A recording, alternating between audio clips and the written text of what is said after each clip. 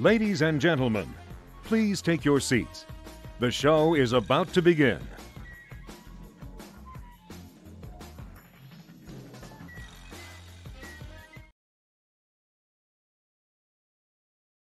Hello. Hello, everybody. Welcome in. Welcome to the Makers Vodcast, episode 13. Episode 13, guys. We're going well. Oh, we had some technical issues. That was for sure. Hey, Butter, how you doing? How goes it? Oh, had some issues with things. I'm not... You White Wolf. Yeah, it's totally cursed, Q-Cat. Totally cursed. So cursed. And Seskimo's here. Hello, Seskimo. How is everyone today? How's everyone doing? Hope everyone is doing awesome. Oh, yeah, it's still cursed because the Stream Puppy has started to play up now as well because it's not connected. Oh well, things are happening. Things happen. It's happening. But yes, we had some NVEC issues, so hopefully everything is looking okay on stream wise. We're not having any major issues in terms of stream lag or quality or anything weird happening. So hopefully the stream is looking okay for as much as the stream looks okay for one of my streams. Willie, how's it going? Superb. That's good to know. Oh, good. That's what I like to hear. Oh, right. Well, guys, and everyone. Got a very, very special guest tonight. Woodturner, extraordinaire. That's it. Yeah. What about my headset? So, no. Oh, we've got a raid in Sasaki. Got that raid coming in. Well, guys, this is a perfect time to bring out the special guest when this amazing raid has just came in. So he can unmute his mic. And guys, let's introduce the Woodturner extraordinaire, the man with the best socks on Twitch. He is the kilted man himself. He is the absolutely wonderful Caffidget. How we doing, mate? How's it going? I'm doing well, and you, my friend? I'm doing very well. Good. And we've already been asked, show us the socks. Now, okay, a little precursor. I'm not wearing a kilt today. I'm not turning today. So I'm wearing like normal clothes, so I can actually just lift my leg up and show my pizza socks. It's pizza socks, guys. It's pizza socks. Yeah. So that's it. Because normally I couldn't do that in a kilt. Yep.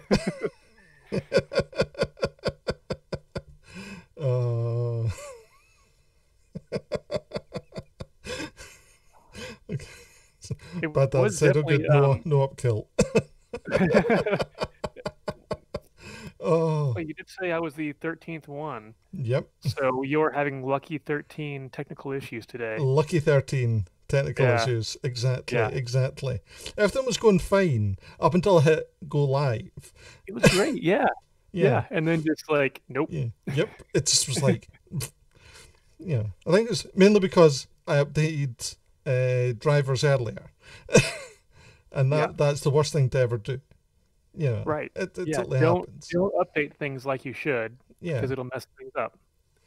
Oh, it's just one of these things that happens.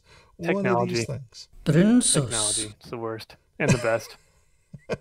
And brown sauce is being left on in your honor. Wonderful. It's my favorite. Brown sauce. Yes, I do love it. We say it all the time in my house. It's so good. So the only one that I left on. Nice. I do appreciate that. I couldn't not leave it on. course, of course. It's prune sauce. Prune sauce, exactly. So for anyone that doesn't know who you are, Caffidget, can you let chat know all about yourself?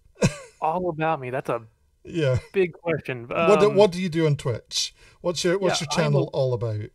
I'm a woodturner. I'm a hobby woodturner. I will say that. I am not a professional.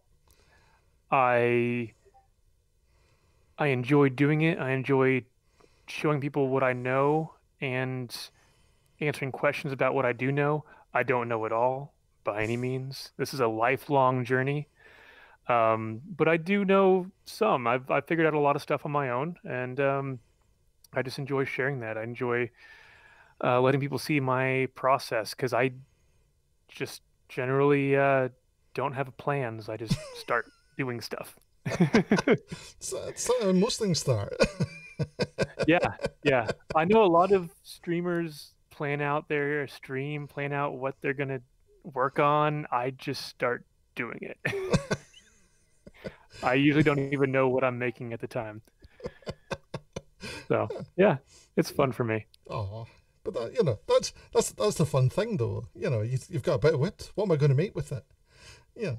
And then it's like stick it in, and then see what happens. Is it?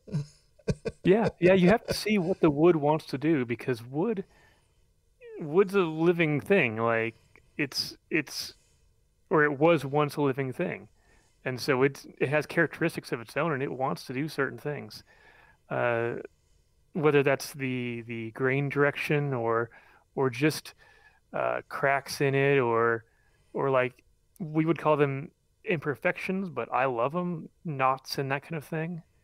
It all kind of dictates what you can do with it and like what you can make out of it, and it's kind of fun because of that.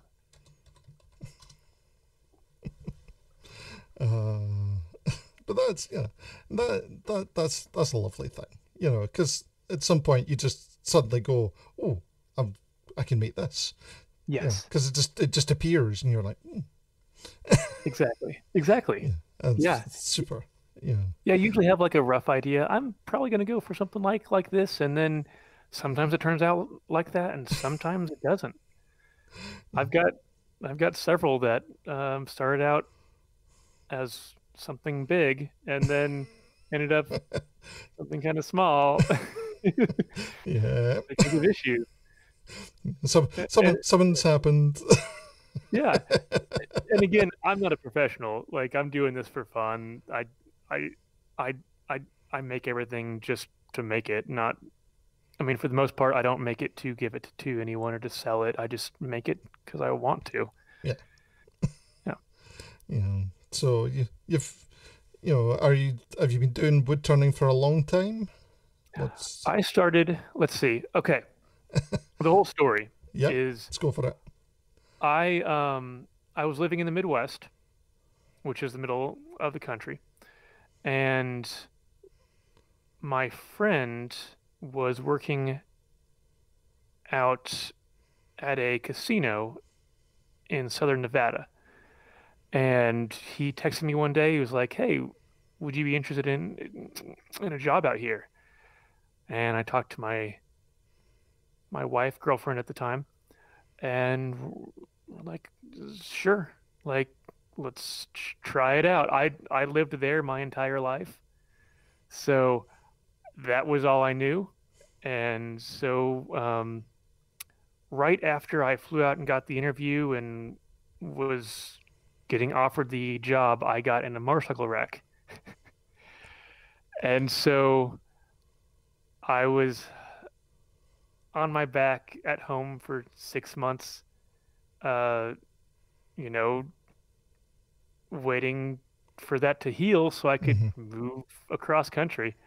And so because of all that, I moved across country, didn't know anyone. I knew like 2 people. And I moved to an area that didn't have anything to do. So I had to find something to do because I was going to go crazy. I was used to constantly being busy, going from like the Freemasons to like motorcycle stuff to Aikido classes to I did Kempo classes for a while. Just a bunch of stuff. I was always doing things to doing nothing, and I was going crazy. Yeah. So I was like, I'm gonna either do blacksmithing or wood turning, just random things. And since I moved to the desert, I thought blacksmithing was a really bad idea. It sounds like a bad idea. Yeah. Yeah. So I bought my lathe right over here. Yep. Uh-huh. And started teaching myself how to do it. And now it's been 3.5 years, 4 years, something like that. Nice. And yeah, just I still learn every time I'm on it. There's always things you can learn and things you can get better at. Oh, totally. It's super fun. Oh, So yeah, that's my long but also condensed story. So, you were, in the Midwest, doing your thing with motorbikes and all that. You had the accident. What, was it quite a major accident then? If you're out. Yeah. I thought I was gonna lose my foot.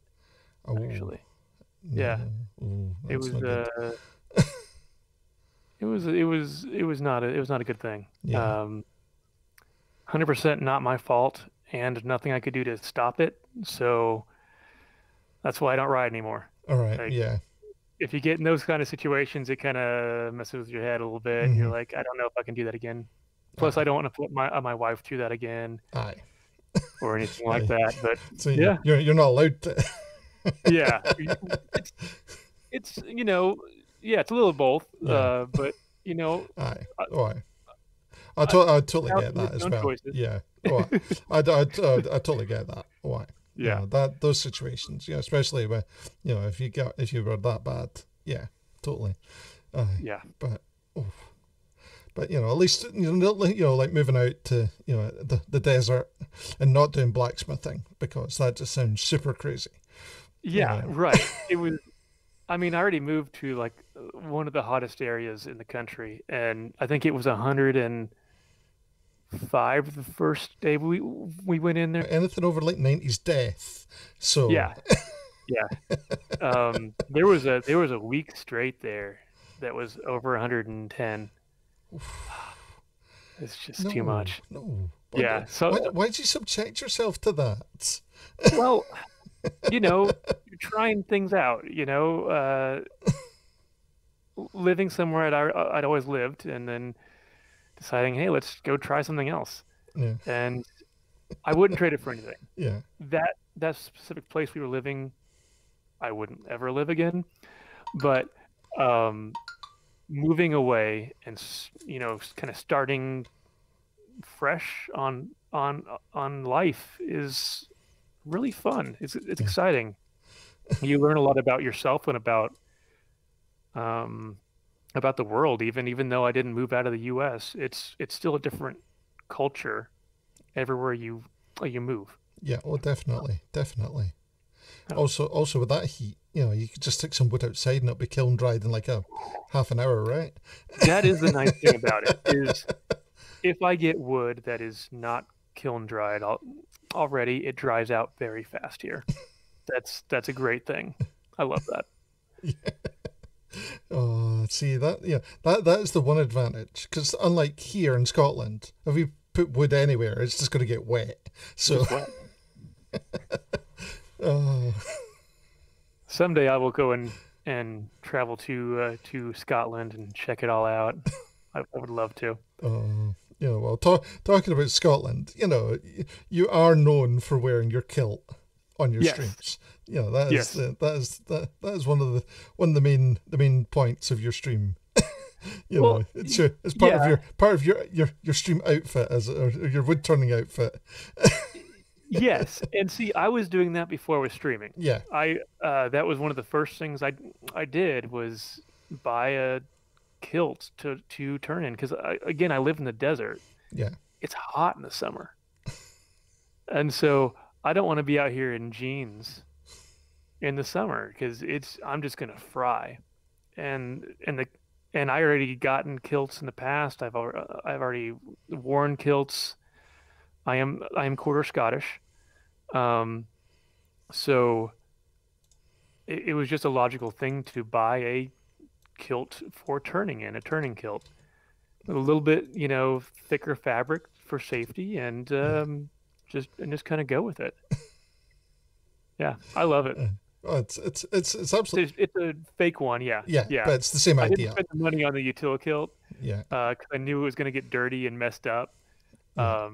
But it was like an Amazon offshoot for like I think it was 20 or $30. And yeah, it's been great for me. It just stays out here in my shop, and I come out here, I put it on, and I start turning. Yeah. Oh, superb.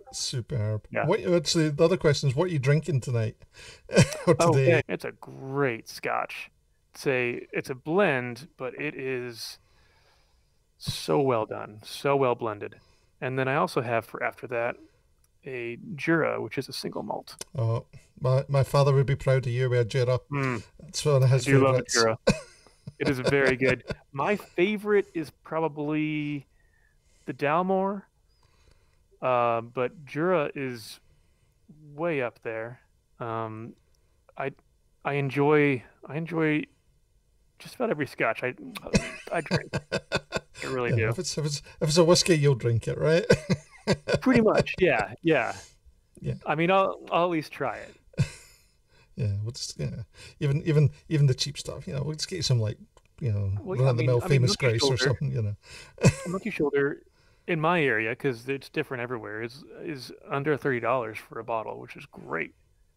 Whereas like Dalmore is like 60 to 80 depending. So that's why I go with the ones I go with, because I know I'm going to drink them a lot, and I don't want to drink away all my money, just some of it. We'll get into the politics of why the Scottish whiskies are expensive at the moment, but hopefully that will change soon. You might be slightly cheaper, hopefully, soonish. I hope so. Yeah, I sure hope so. I mean, I'll pay what I need to for a good scotch. Is this working? Is it working? No, it's not working. Sorry, I'm having technical issues on the side. Stuff. Just, things on the side aren't working. So sorry. No, it's not your fault. It's the 13th episode. Things aren't going to work. It's fine. Nothing's going to work on this episode. It was just ordained. It's fine. We're just going to talk. It's fine. That's totally fine. I'm okay with that. I will talk with you all night long, whatever you want to know. I'm an open book. Oh, that's what we like to hear. It's good. So, guys in chat. Let's say you can ask anything.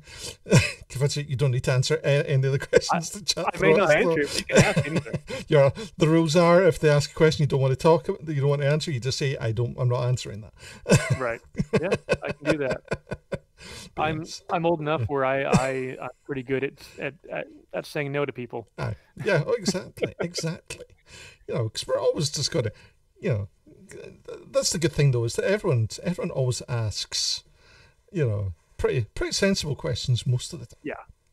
To be honest, because that's the thing, like, being part of like the makers and crafters community as a whole.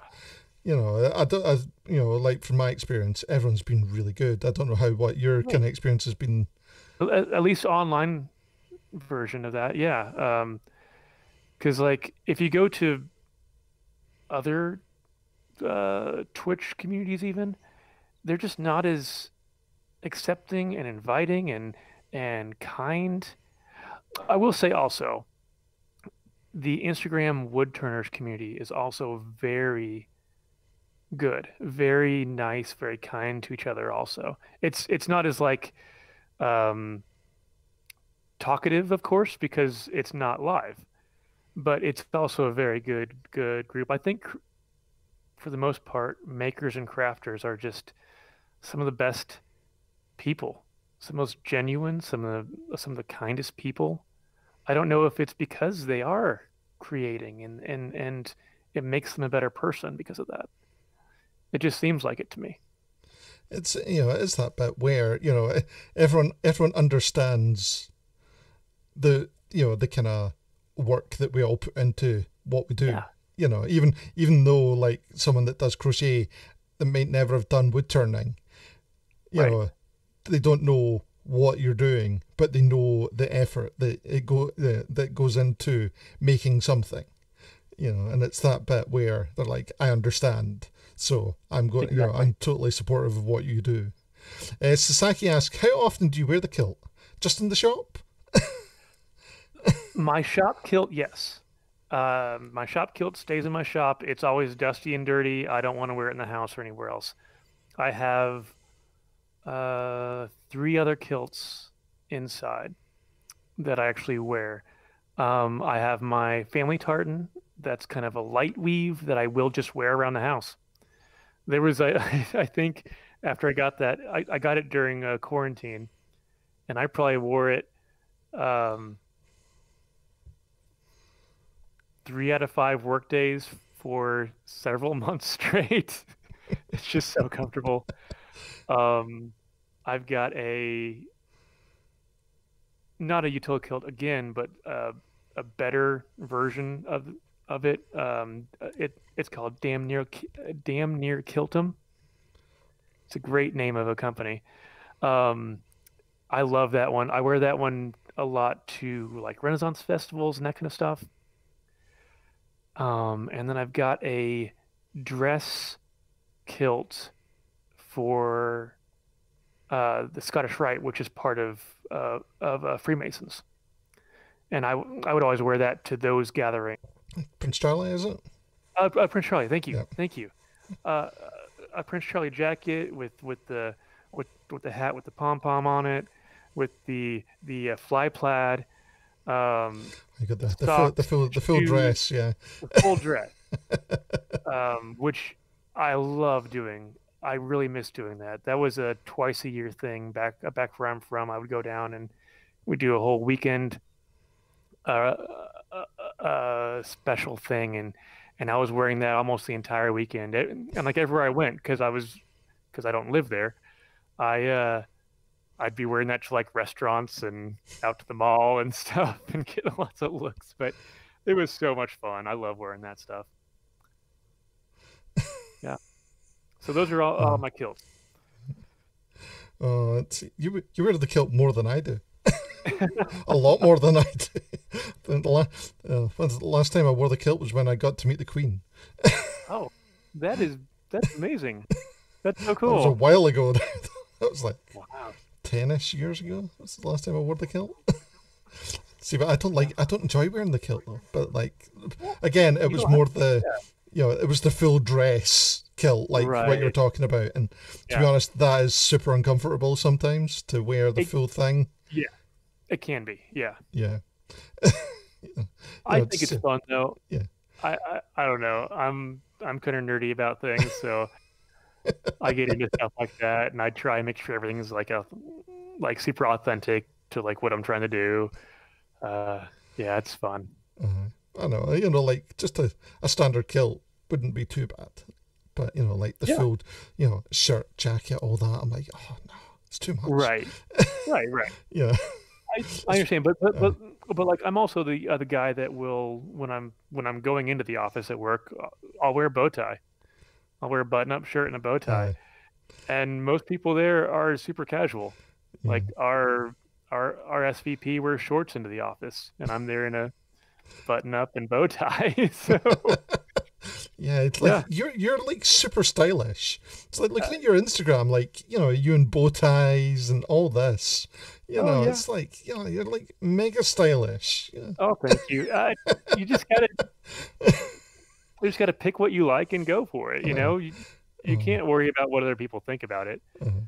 uh, Like okay, I would wear the bow tie when I was riding motorcycles uh, on motor. Thus my riding name, bow tie. So all the clubs, all these like grizzled old bikers would be, hey bow tie, how's it going? Uh, it was crazy because like I don't fit in there at all. Like, I don't fit in with that kind of group of people, but they all knew me and respected me and liked me because I was just who I am, and and it was great. Love it. Love it. What got you into Twitch then? How did were you watching Twitch before you started streaming, or? Yeah, yeah. I started watching Twitch. Probably 3 years ago, something around there. Um, Mainly gaming sites because there were a few YouTube people that would stream on like Twitch. These are games that I like play all the time, so that's why I was watching them in the first place to like Yeah. learn stuff. And and even back then, like right after I started turning, I was like, it'd be really fun if I could stream this, and then just kind of put it off, and put it off and put it off, and then finally I was like, no, I'm gonna do it. I'm gonna stream on Twitch. I started watching Twitch again, like more than I was because it was like really really random at first, and then I actually started watching it every day. I found the Makers and Crafters, and I was like, okay, I'm gonna do it. I met Pixie, um, and like joined her Discord and chatted with like all of her friends that first night, and they helped me out a whole lot. They explained everything I needed to do, things I needed to like download and look into, and they were so supportive that I was just like, I'm gonna do it. This is 100% gonna happen. And so I bought a small camera and I started streaming. Like it's just yeah, my first one was horrible. My mic didn't work the whole time, and I didn't know how to fix it. Um, Sounds a bit normal for most people's first streams, to be honest. Yeah, it was ridiculous. So the second one, I fixed the mic issues, and I just kept on going, and people started watching and following, and I think on my because I think you have to do what 7 streams. Something like that, yeah. 7. I think on my 7th stream, I actually got the thing you're supposed to get. You got your affiliate. Affiliate, thank you. Yeah. Yeah. I'm good at words. Yep. Words are hard. Totally. Yeah. So yeah, it was so much fun, and I've really enjoyed it. I've as of late I've kind of switched my schedule around and kind of not been able to stream as much. Some of that due to weather, some of that due to holidays and stuff, and I'm trying to get back into it again. So, and also like I started out doing early mornings for us, and now I'm doing evenings on Fridays. And so I'm going to try and switch back to where I'm doing Friday evenings and early mornings on another day. And that way I can just reach a lot of people and stream more. Superb. I was going to say, yeah, you need to do an early stream so I can catch at least one. Yeah. I definitely missed it. It just got really cold for us. And I don't like to be up before the sun. Like if the sun's just coming out, fine. I will get up and stream, but then I don't have enough time because of the time of year to actually stream before work. So yeah, it was a lot of that kind of stuff. Yeah, it's always that but try and fit everything in. It's always that awkwardness, you know. Yeah. You know, I'll get get fit back. things around. Yeah, it is that bit of finding the right balance as well. Exactly. Yeah, you know, balance is always a hard thing. Yeah. I'll let you get yourself pour another. Oh yeah, another dram. Okay, There we go. Go on. Now I'll have to go back a bit because we did get a couple of questions there. I don't know if you'll be able to talk this one because it seems that somebody might probably be able to speak more on your own channel. But this one was Yukon Jack. You talk about how you set up the roughest part when you first start turning a piece. Going from the block to something smooth is always a struggle. You know, Okay. Yeah, there are two tools for that. There is okay. It depends on what you're turning. If you're turning a spindle, which would be something like this, with the grain going this direction and it spins this way. So if you're doing that, spindle turning, then you can use something like a spindle roughing gouge, which will actually, as it turns, chip off pieces.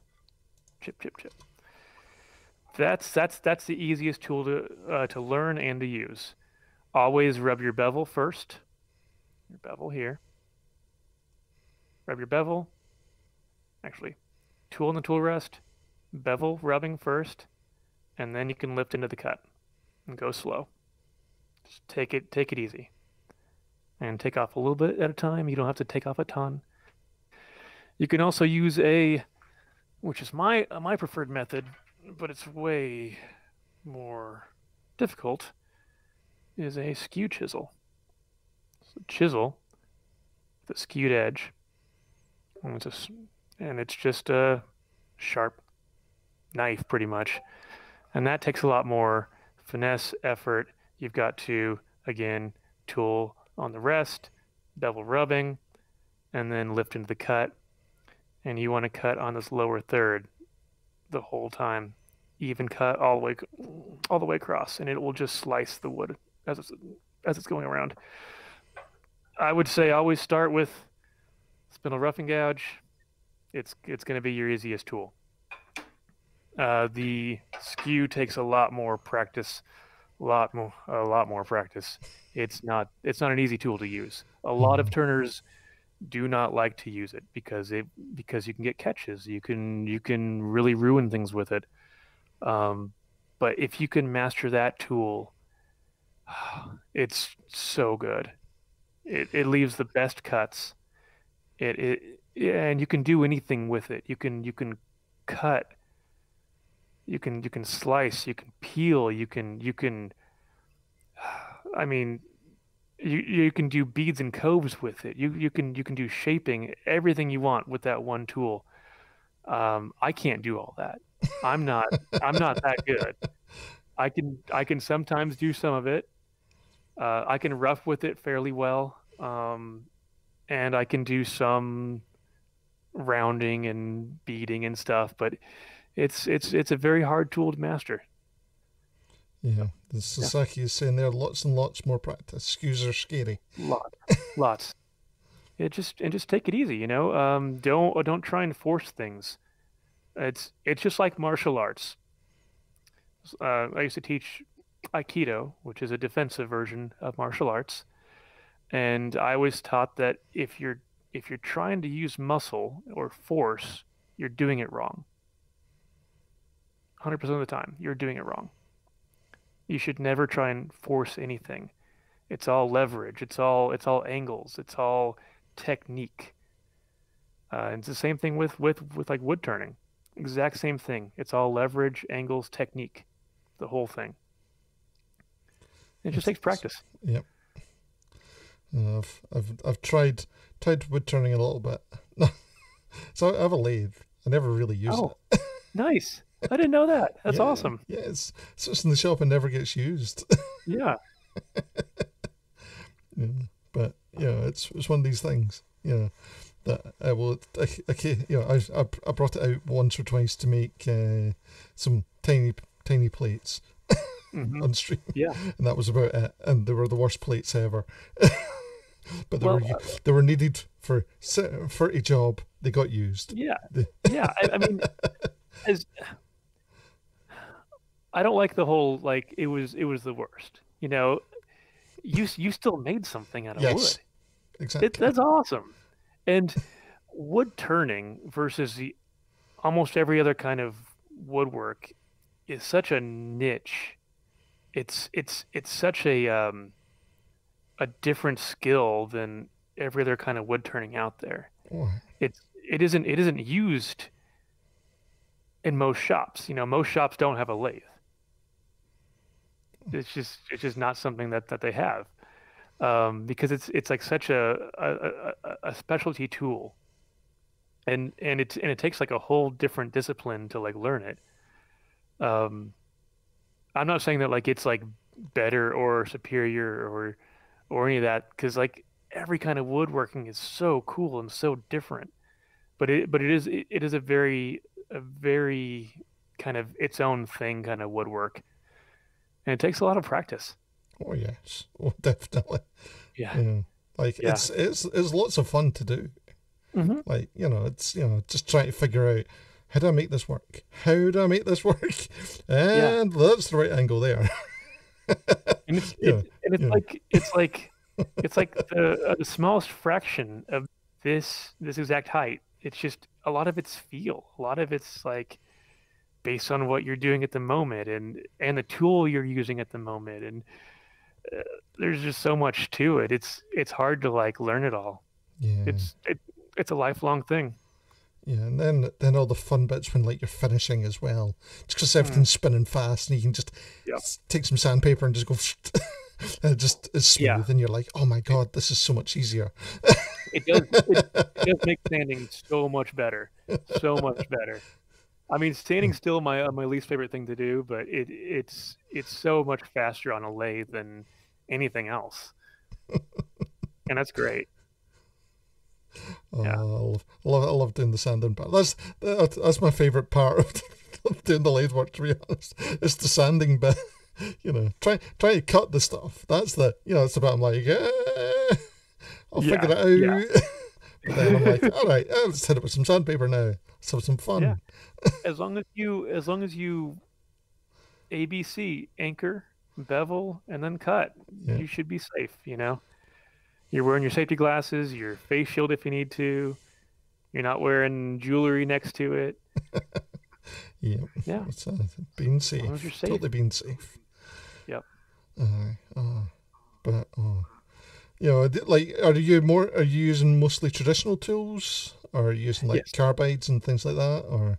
I do have one carbide tool. I'm not a fan of carbide. I don't I don't feel like I know how to use it right. It never seems to come out the way I want it to. I love the traditional tools. They are way more difficult to learn, because every tool is different. Mhm. Every tool you have to sharpen different. Every tool you have to learn how to use it. I mean, it's there's a lot to it, because we got 1, 2, 3, 4, 5, 6, 7, 8, 9, 10, 11, 12, 13, 14. I've got 6, 18, 20 tools, 20 different tools, I think, not counting my one carbide. So, Yeah. and they all do different things. They're all for specific reasons, and it, and like usually you start out learning that specific thing that they're used for, or that they're mainly used for. And then as you progress, you can get into, oh, I can use this for this also. I can also use this to round over instead of just cutting through.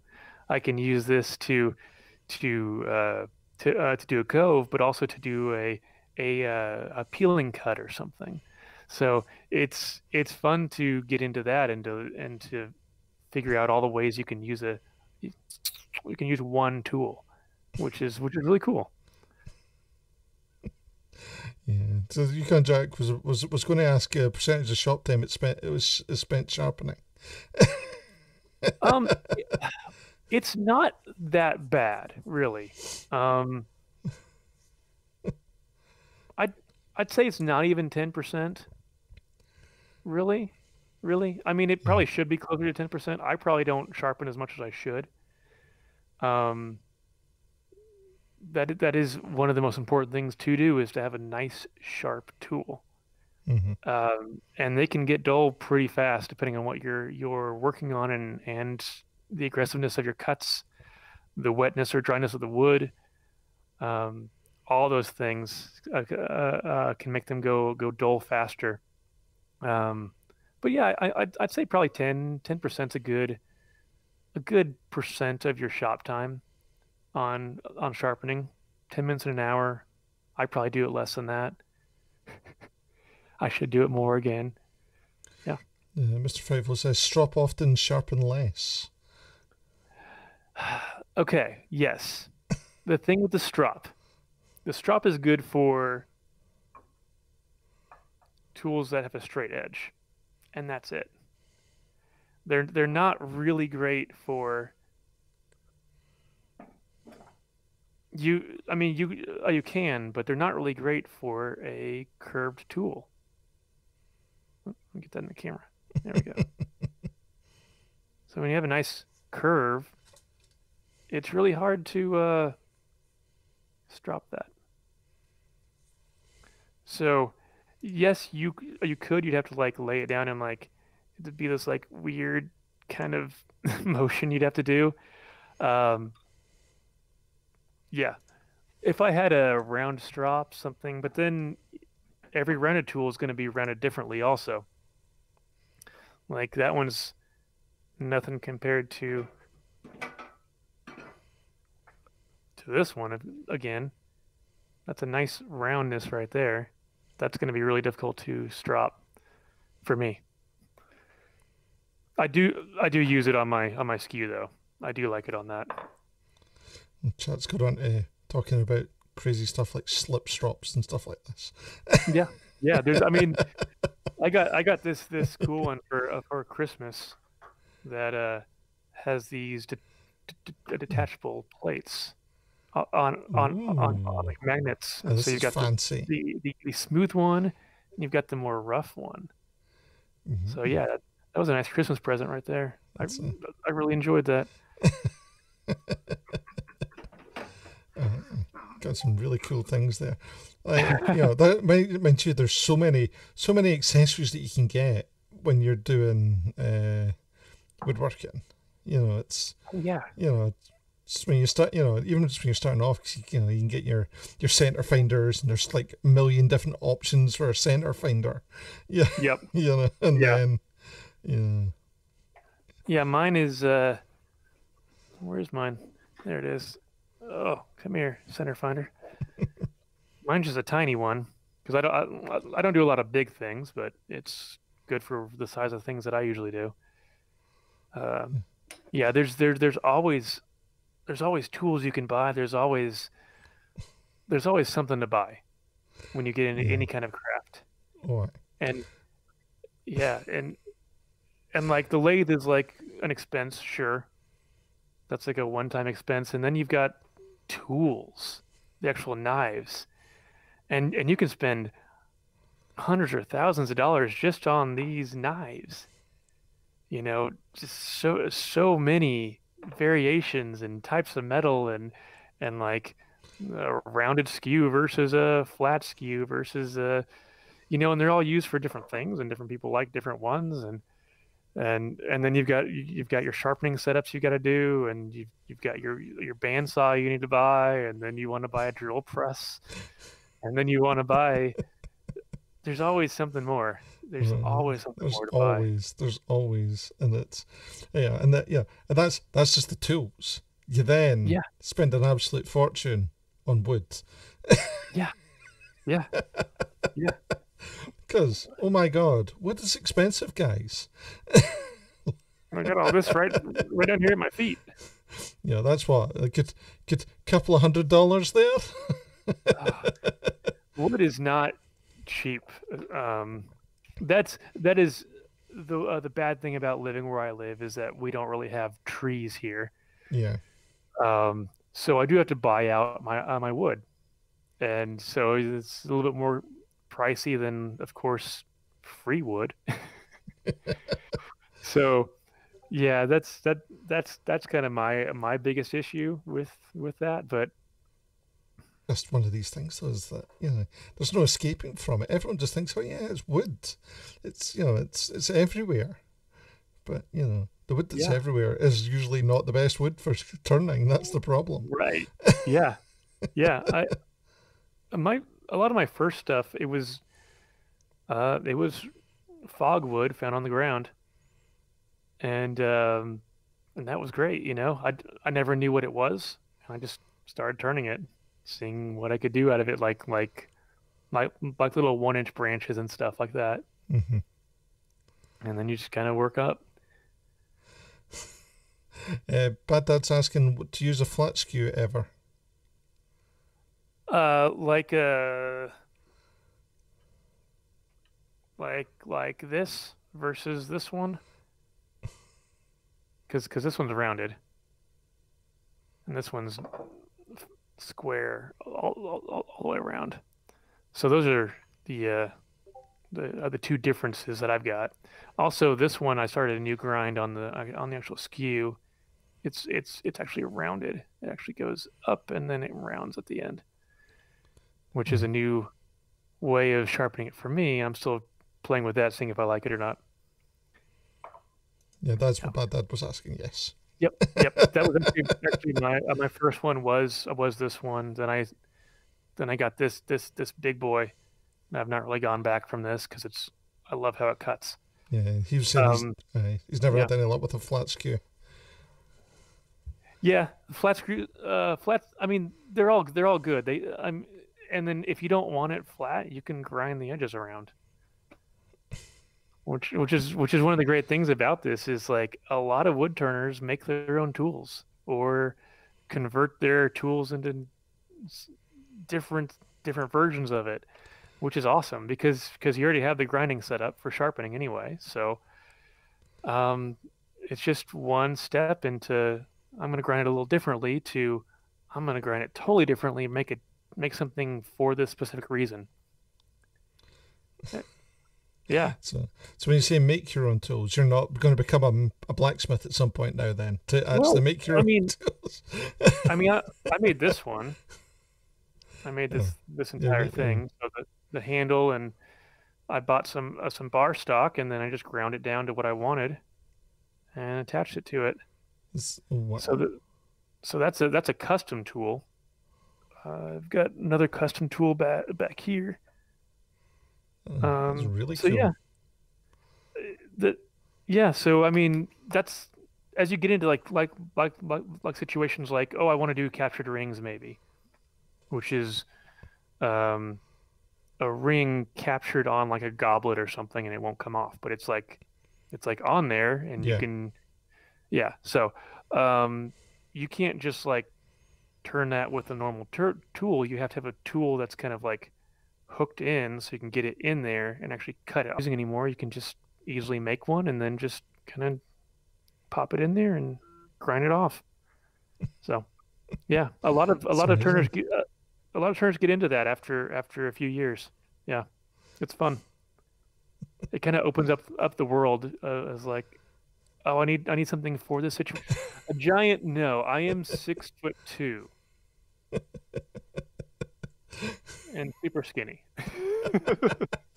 And super dapper most of the time with your bow tie. I do appreciate that. So yes, you're super dapper giant. I went all casual today. Total, I didn't put a bow tie on for you. Sorry. That's absolutely fine. You're in the workshop. You don't want to get that messy. I know. Because there is still a lot of dust in here. Yeah. So is this workshop purpose built? Is it like just your garage? Is it or? This is okay. Yeah, I'm in half of the 2-car garage, and I've got half of that bay. So, so 1/4 of a 2-car garage, and then I've got you've got these 2 walls I'm on, and then I've got plastic going across the other 2 walls. They're like plastic walls. Yeah. So I keep all the dust inside, which my wife appreciates. And this is just my little setup. I've added to it I add to it constantly, pretty much. Yeah. I'm always making little shelves and stuff. All my tools, whenever I get a new tool, I just like randomly grab a piece of wood or something and screw that into the wall and hang the tool up. It's all very not thought out and spur of the moment kind of stuff. It works But for yeah, you though.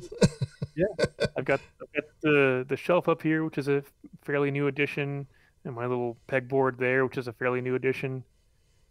I got my lights, which are fairly new addition too. Ooh, look at these fancy lights. So It's we can do like a part workshop rave. Caffidget. Yep. I can turn off the main light, and we can do like a workshop rave, which is super fun. Total So party time. yeah, we do that on Friday nights a lot. We'll do emote only workshop rave time while I'm hollowing out a bowl.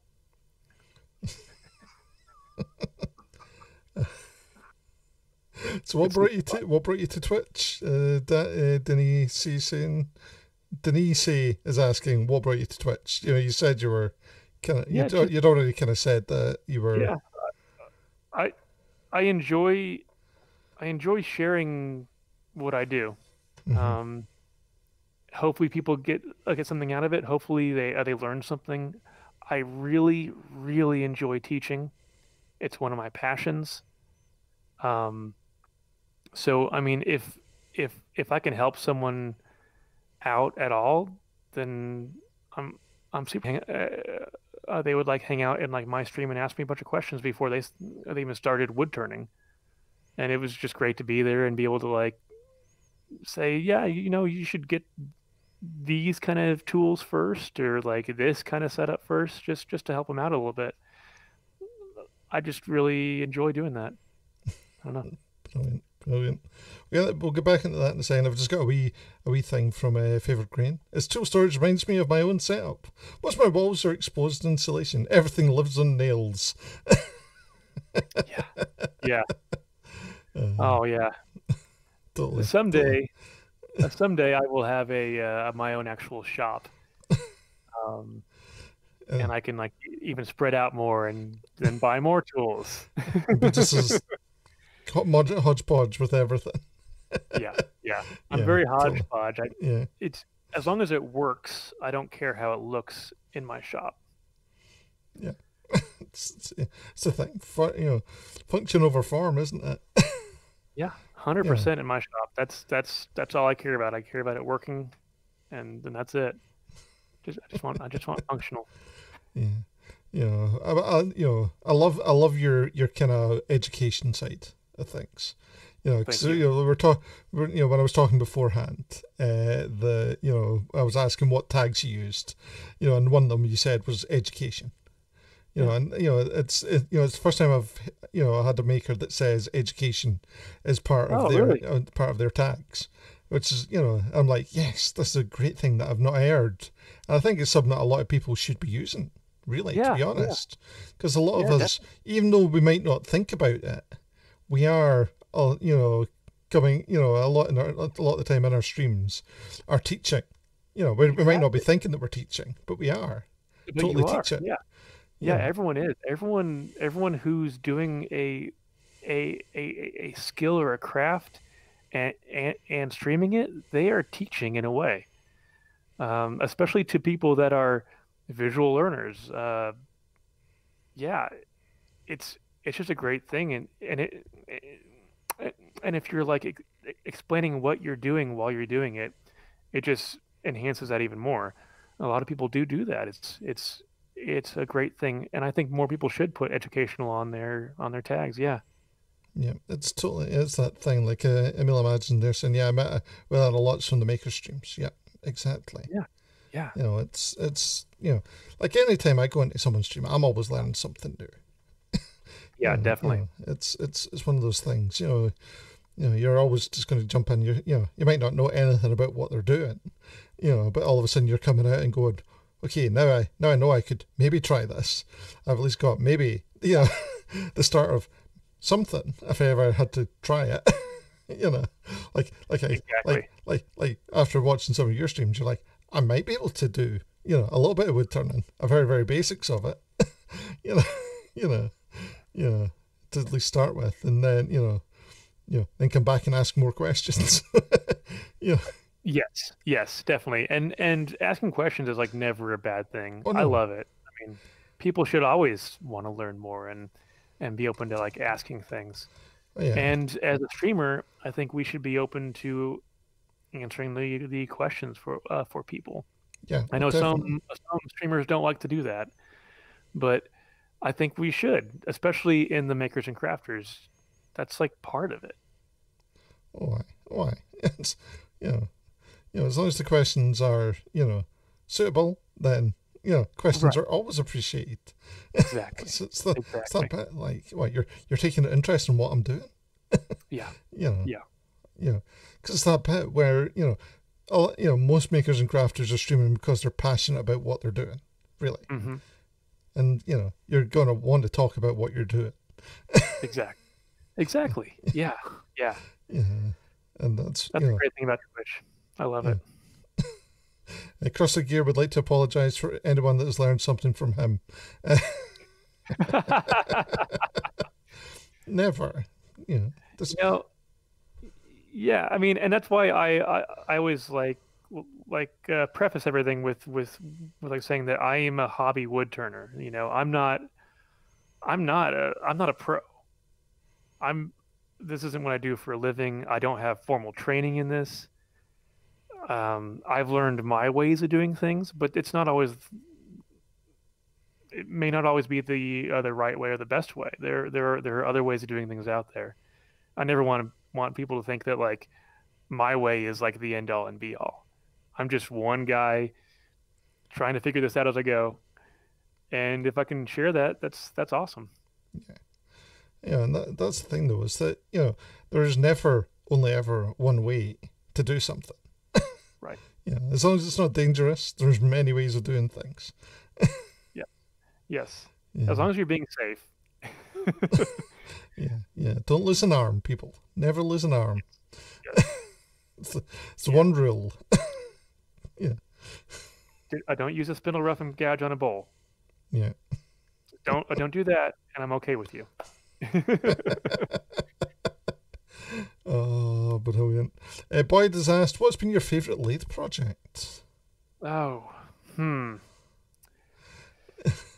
that's a tough one. I mean, I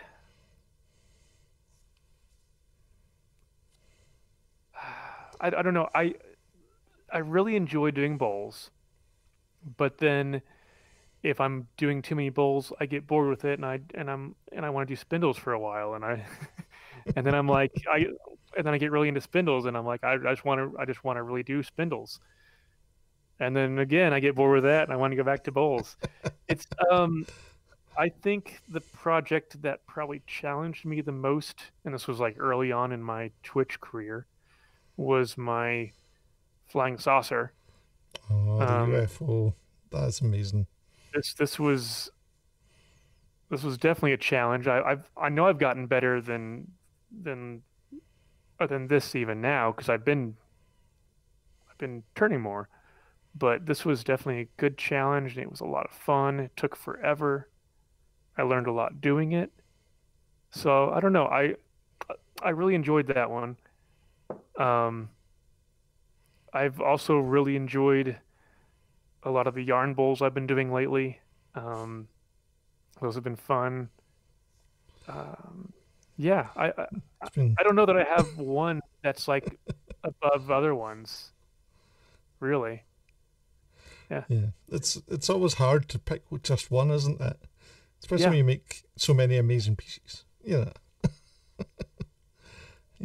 Your favorite, my go-to is usually my next one. Yeah. Yeah. Next one is always good. That's always a Yeah. good idea. I mean, there are projects that I have stopped doing halfway through. I've gotten frustrated with like how they're coming out, and instead of pushing through, I usually put them aside for a while, Mm-hmm. a month or two, and I'll come back to them, and then things will hopefully go better, and I'll finish it up. Totally, totally. And that's the thing. Sometimes you just need to take that space, don't you? Yes. You Oh, know. definitely. Yeah. There's that annoying project. You're like, oh, it's just not. The headspace isn't there for it, or Yeah. then you come back, and all of a sudden, it's worked. Yeah. Exactly. But has there been any projects that you've had that you've just been like, nah, I just can't do it? This one right here. This is I actually put this whole thing in resin. Uh-huh. So this is all resin on the bottom. All these cracks are full of resin. This thing was a very cracked piece of wood, so I resined the whole thing. And I just, I don't have fun turning resin. It's not fun for me. It was not coming out the way I wanted it to, so I've just put it aside. And that was a few months ago, and I'll come back to that one day. But it's going to be a while before I come back to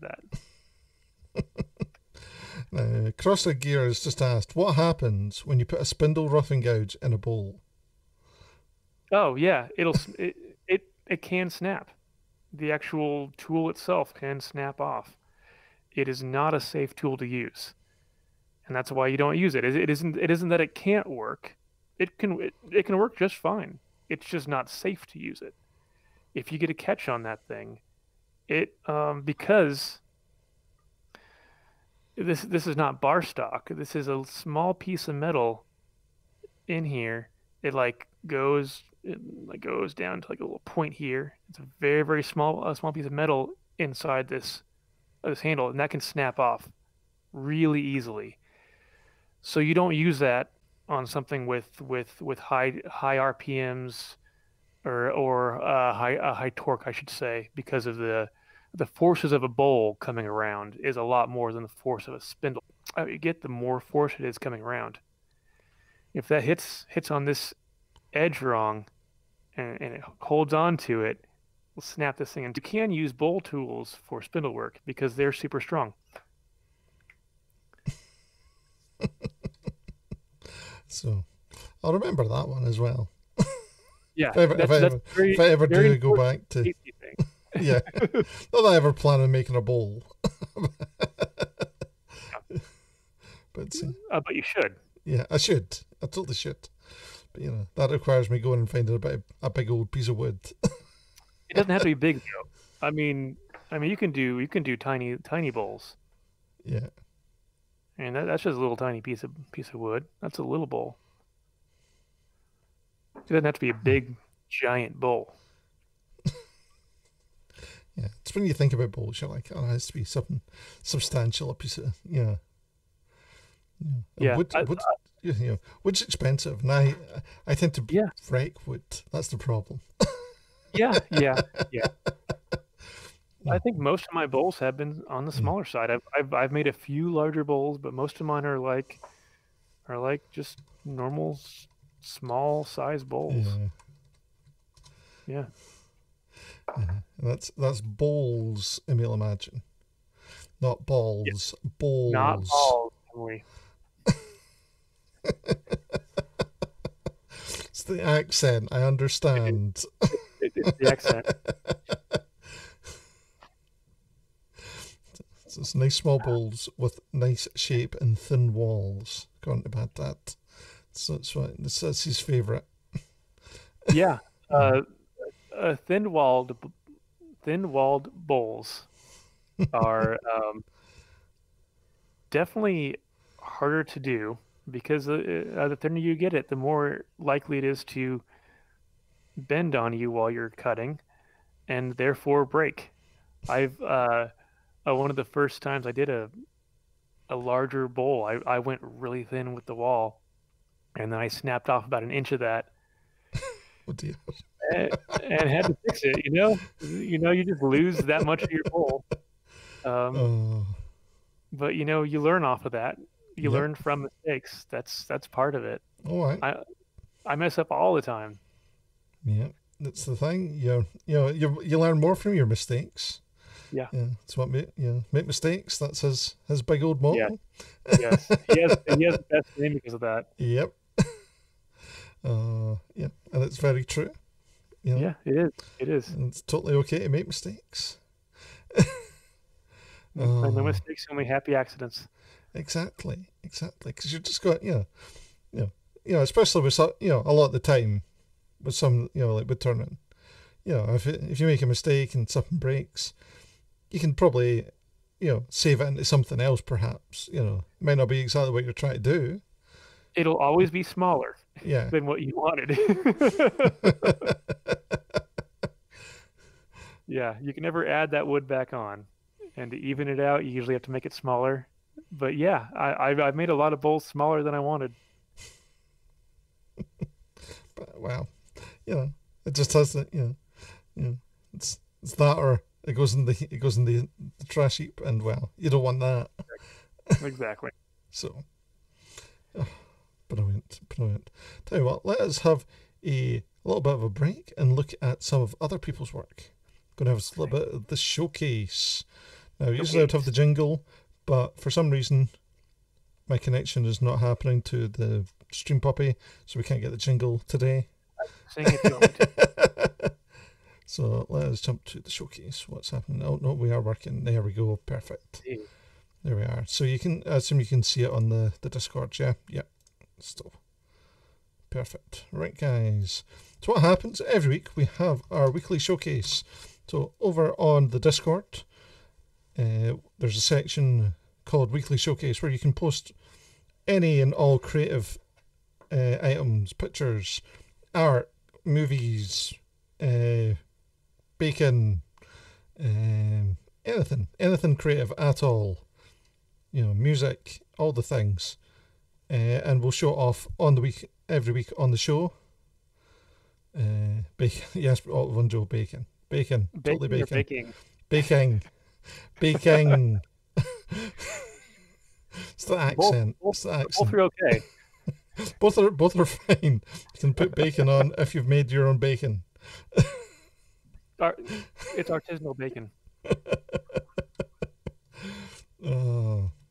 So this week, up first, we have from the Love of the Love Cat these amazing coasters. Check out these. Those are cool. I love the speckle on that.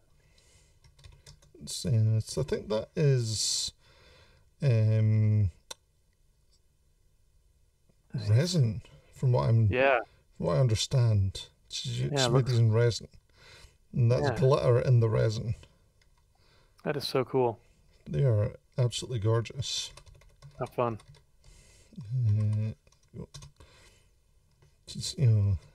But it's a lot of work to get these to work. Yeah. And getting everything just perfect like that. You gotta set up the mold. You've got to get the resin in there the right way, which measuring that out is always an issue. And you've got to put all the speckles and glitter in there the right way, so you got the cool fade that's on there. That looks great. It's a good job. It's a whole lot of work. Yeah. Brilliant. So Lovecat does a lot of resin work on her stream. So if you're not following Lovecat, go give her a follow. Definitely. Lovecat's cool. Up next, we have the lovely Mom Socks with this laser cut piece. This is just so impressive to me. I can't get over how gorgeous this is. Just all the layering in there. It looks like a piece of stained glass. It is just gorgeous. Laser cut art like this is just absolutely gorgeous. Especially when it's done right like this. Mm-hmm. It's one of these absolutely amazing pieces. She's done. Each layer is painted different colors, so you see the differentiation of layers on it. It's all these bits. Wow, I love it. I love it. So yeah, So she's done, and try to get this, and it's only 8x5, by the way. That's an 8x5. Really? So Wow. those sections are thin. Yeah. That those are thin sections, which even on a laser, when it's laser cut like that, those sections are hard. Yeah, and To even keep. just putting it together afterwards without Yeah. breaking it. Why? So, Wow. she's done an amazing job with that. Yeah, very much so. Always impressive. And just keeping all the detail and, yep, absolutely brilliant. Plus a great name, Mom Socks. Mum Socks, it's absolutely fabulous. Mum Socks, gotta love her. Very supportive on all the channels you see her around. Yeah. She's always very supportive. Up next, we have from Seskimo some new emotes. Some brand new emotes for a channel called Laser Geek. Who's that? I have no idea. New streamer, brand new streamer. Yeah. Those are great. Oh my goodness. I absolutely There's so love much these. expression in the faces. These are absolutely amazing. I'm loving them. I'm absolutely loving these.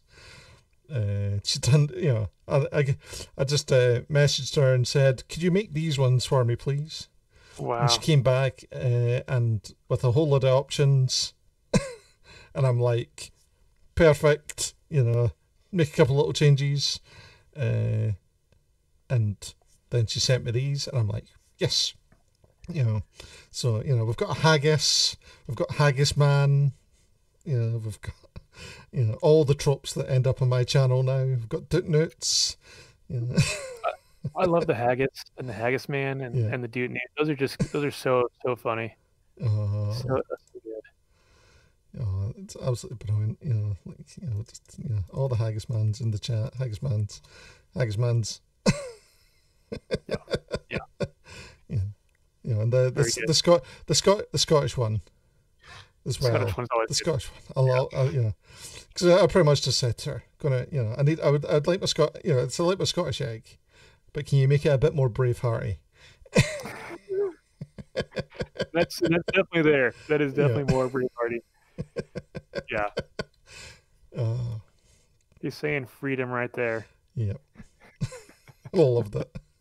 So guys, if you ever need emotes made, go check out Seskimo, because very good stuff. She can create amazing work. She also does an amazing show on a Saturday night with her partner Genix. It's always a good laugh. Up next, we have from Otto Van Jo a fantastic rubber band automatic gun. Automatic with a laser sight. With a laser sight, yeah. Yeah, I watched him build this. It was so much fun. Yeah, that is very impressive because he has the extra barrels there, and so you can do a quick reload and just keep on firing. Yeah. You don't want to be on the receiving end of that, though. That's for sure. No. Now, you want to have one of those, but you don't want to. But you want your enemy to have one. That is an amazing one, Otto. Absolutely amazing. Love it. I didn't realize there was a laser pointer on it as well. It's extra accuracy. Extra accuracy. Right. Yeah, he did a great job with that. Yeah. It's really cool. It just keeps on shooting. Just keeps on going. It's got 3D printed parts and everything on it, hasn't it? Mm-hmm. Yeah, he does some really cool stuff. He's one of my faves. Yeah. What's this? Oh, wait a second. There's a clip. I'm just going to watch it. I'm not set up on here for watching clips. That's the problem. But, all right. Oh, there we go. I can watch it there. Watch the clip, guys, because that is amazing. Yay. Oh, that is very cool. Love it. Oh, that is brilliant.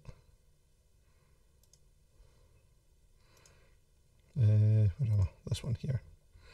So that takes an hour to load. Yeah, I was going to say that probably does take a while to load. Probably will take a while to load that. Oh, brilliant. So there we go. So if you're not following Joe, go give him a follow. He makes cool things like this. Yeah, Joe's a fairly new streamer too. He definitely needs some follows. He's a great guy. Super fun to watch. And then where's the right one? There's the right one here. Finally, we've got some cakes. Ooh, when I said about baking, not bacon, baking.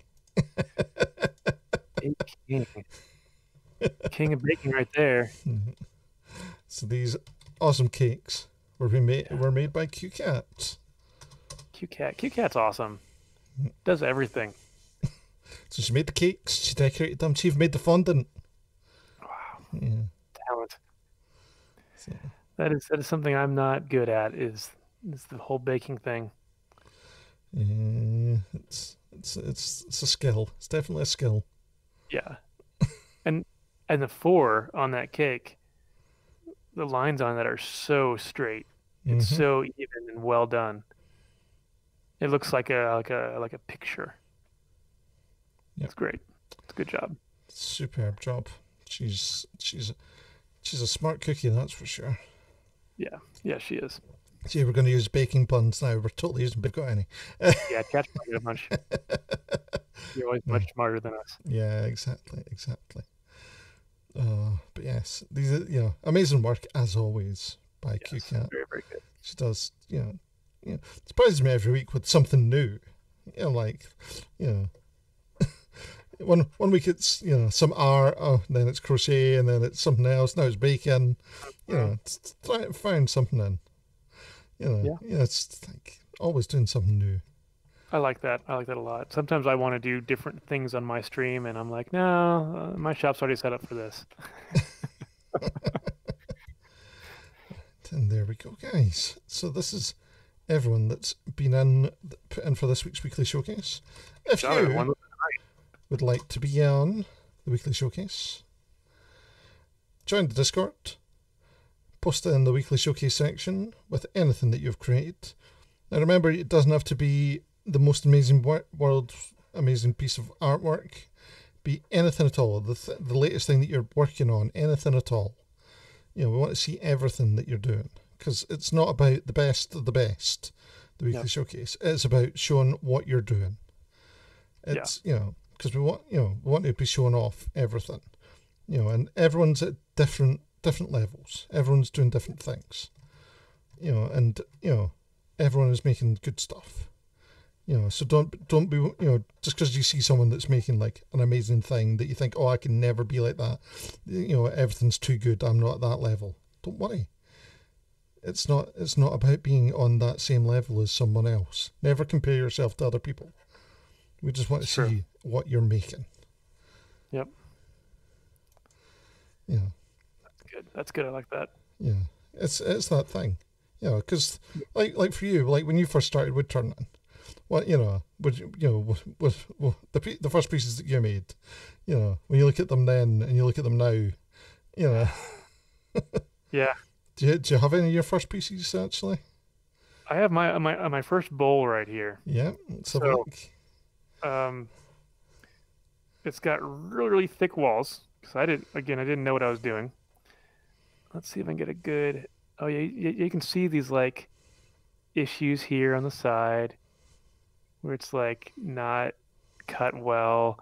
On the inside, you can see all these different lines in there where like I have tool lines. It's like almost like a step pattern in there. So it's like got level. It's definitely not smooth. Again, the walls are like so thick. The bottom's not finished well. It's just kind of scraped off as best I could. It's very thick, chunky, but it was the first one I made. Yeah. And I'm still happy with it. I'm still proud of it. I did it, Yep, exactly. I didn't know what I was doing. I wasn't using the tools right by any means. Like, not riding at all, not right at all. But I did it still. Like, here's an old. This is one of the first candlesticks I made, or candlestick holders. It's just a spindle with some little grooves and stuff in it. But then look at how off center my hole is in the top. Like that's really good work right there. I think that was hand drilled. That was before I had a drill press. So I just at the end I just grabbed my hand drill and just drilled a hole in it. Like, that's good enough for me. I don't know. Yeah, of course. Yeah, it works. You know, there's like tear out in it. I can see, but again, I'm still proud of it because I did it. I did something. Right. I tried something. It's not good, but it's something I did. This is an old chess piece I made, and you can see all the tear out on the bottom of that thing. Yeah. You know, I mean, it's just like tear out everywhere. There's a big one right there on the side, but again, I tried something. I'm still proud of it. I'm still proud of what I did with it. And then it's just amazing how far you can come in just a few years or even a few months if you practice, if you just work at it and try and do better. You know, try and learn from things that you did wrong or things you didn't know how to do at first.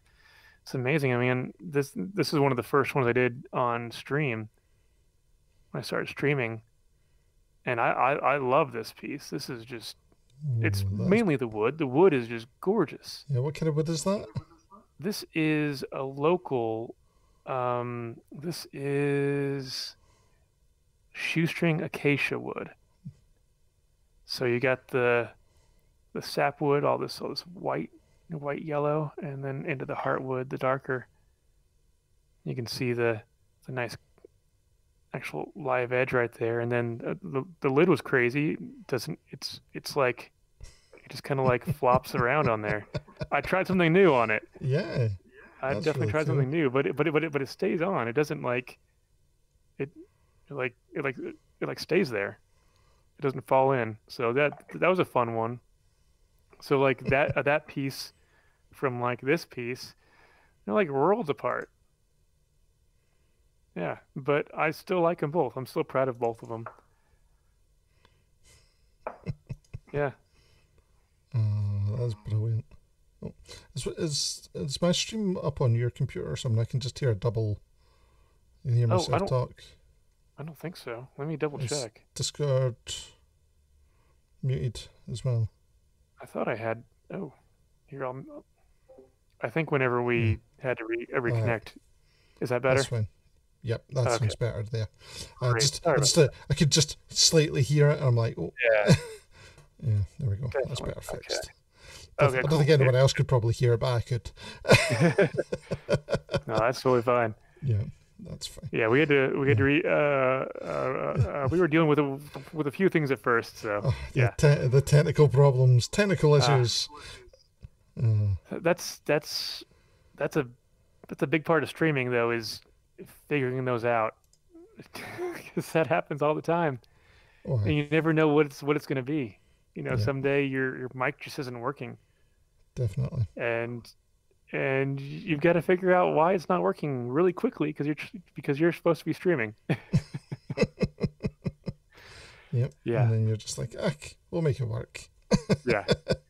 Grab my other mic and try that one. Yeah. Right. Yeah, and that's the thing with streaming. You know, you just end up going for it in the end and go, right, what's going to make it work?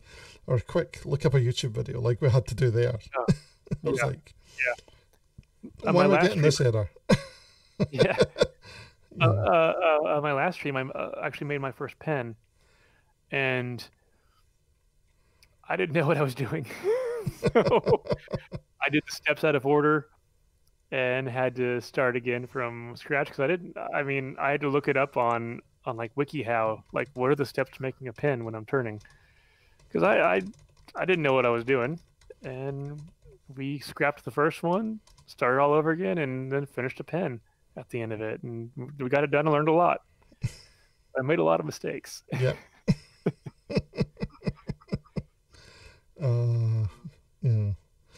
Yeah. It's comes with the territory though, really.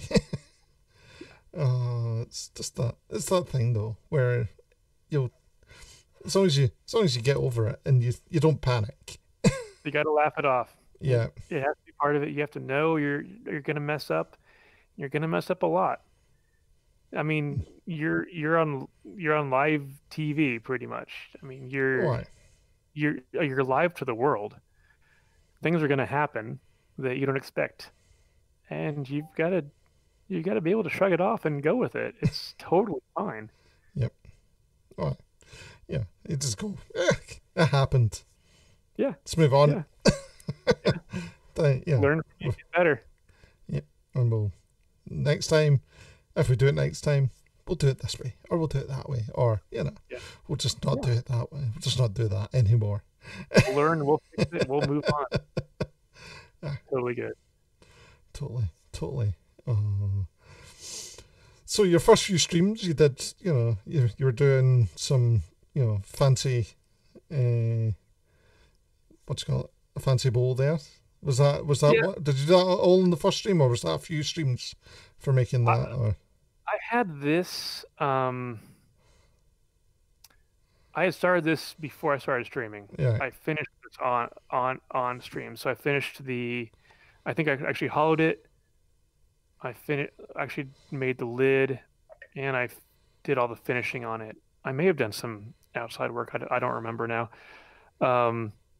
Yeah, that was like in the first week or two that I started streaming. I think the first thing I made was it's probably up there. One of these it wasn't this one, but a little pocket box. Just a little thing that you can open up and put stuff in it. I love making these. These are one of my favorite things to make. These are so cool. I love these. It's useful. It's fun to make. There's like a little bit of a challenge to it. You've got to be able to make these things fit well, so that they're not just coming apart in your pocket. They've got to have some kind of a tension hold to it. And doing that's always a good challenge. And it's just fun to make these things. I use one for my vitamins. I put it in there, and then you've got your vitamins with you in your pocket or your backpack or wherever. It's just fun. That's probably one of my favorite projects to do still. It's quick and easy, and I know how to do it, and it's always fun to like figure out the how it's going to look, because they're all going to look a little different, because they're going to be different sizes and shapes, and it's fun. Yeah, I really enjoy those. What's your kind of favorite wood that you like working with? What woods are your preferred woods? I really like oak. Oak is just so nice to work with. It's a good hardwood, takes a cut well, it polishes up nicely, and it's going to last forever. I also really enjoy actually this river birch here from my dad's yard. It's just so nice to work with. The colors of it are amazing. That one's really fun. I really like that one a lot. I like usually tighter grained woods. So yeah. Any of the tighter grained woods I will take over a looser grained wood any day. They just cut so nice. They're usually a little harder. They're not going to tear out as like badly as like other woods. And they finish so nice. The ebony, which is the middle part, this middle black part, is just so nice to turn. This is actually black and white ebony on the end. So this whole section of it turns so nicely and so smooth. And then you got the Purple Heart, which is a looser grain. It doesn't turn as well. You know, it looks cool because it's purple, but Yeah. I would much rather turn ebony all day long. I just can't afford to turn ebony all day long. 'Cause Yeah, that's it's an expensive wood. it's expensive. I got that on sale for day after Thanksgiving, or else I wouldn't have bought it because it's and it was just little pen blank sizes. Like, yeah, that stuff's crazy expensive. Yeah. But I love turning it. It turns so nice. Favorite grain says, does Caffidget favor the grain? He does. He does favor the tight grain. He favors the tight grain a lot. Yep. Yep. It's superb. Like we were saying before, just about expensiveness of wood. You know, when you start getting into those things like the exotic woods. Oh, yeah. Yeah. Yeah. Well, I mean, oak isn't expensive. You can find oak just about everywhere, at least here. It's always different at different countries. Different countries have different woods available, and like, yeah. So, but I still can't. I mean, I still don't have it here. I still don't have oak here in this area. So You don't have much in the way of trees where you are, really. Yeah. We've got this acacia wood, which is it's like an ornamental tree that's around here, and so I get this sometimes, and I'm very happy when I do because it actually turns really nicely. It's a beautiful grain. I love that. I love that wood a lot. That's just really fun wood. But that's about it on the local wood. Yeah. And then it's not even really local. It's just brought in because it's ornamental. Mm. Yeah. Yeah. Nothing here is real though. Well, that's the thing. You know, you're living in the desert in Nevada. So Yeah. yeah.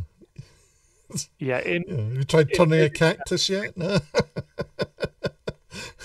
A cactus is like, I don't know that would even turn because it's like a porous skeleton. Right. It looks like whenever they're all torn down and like dried out. Those things are crazy looking.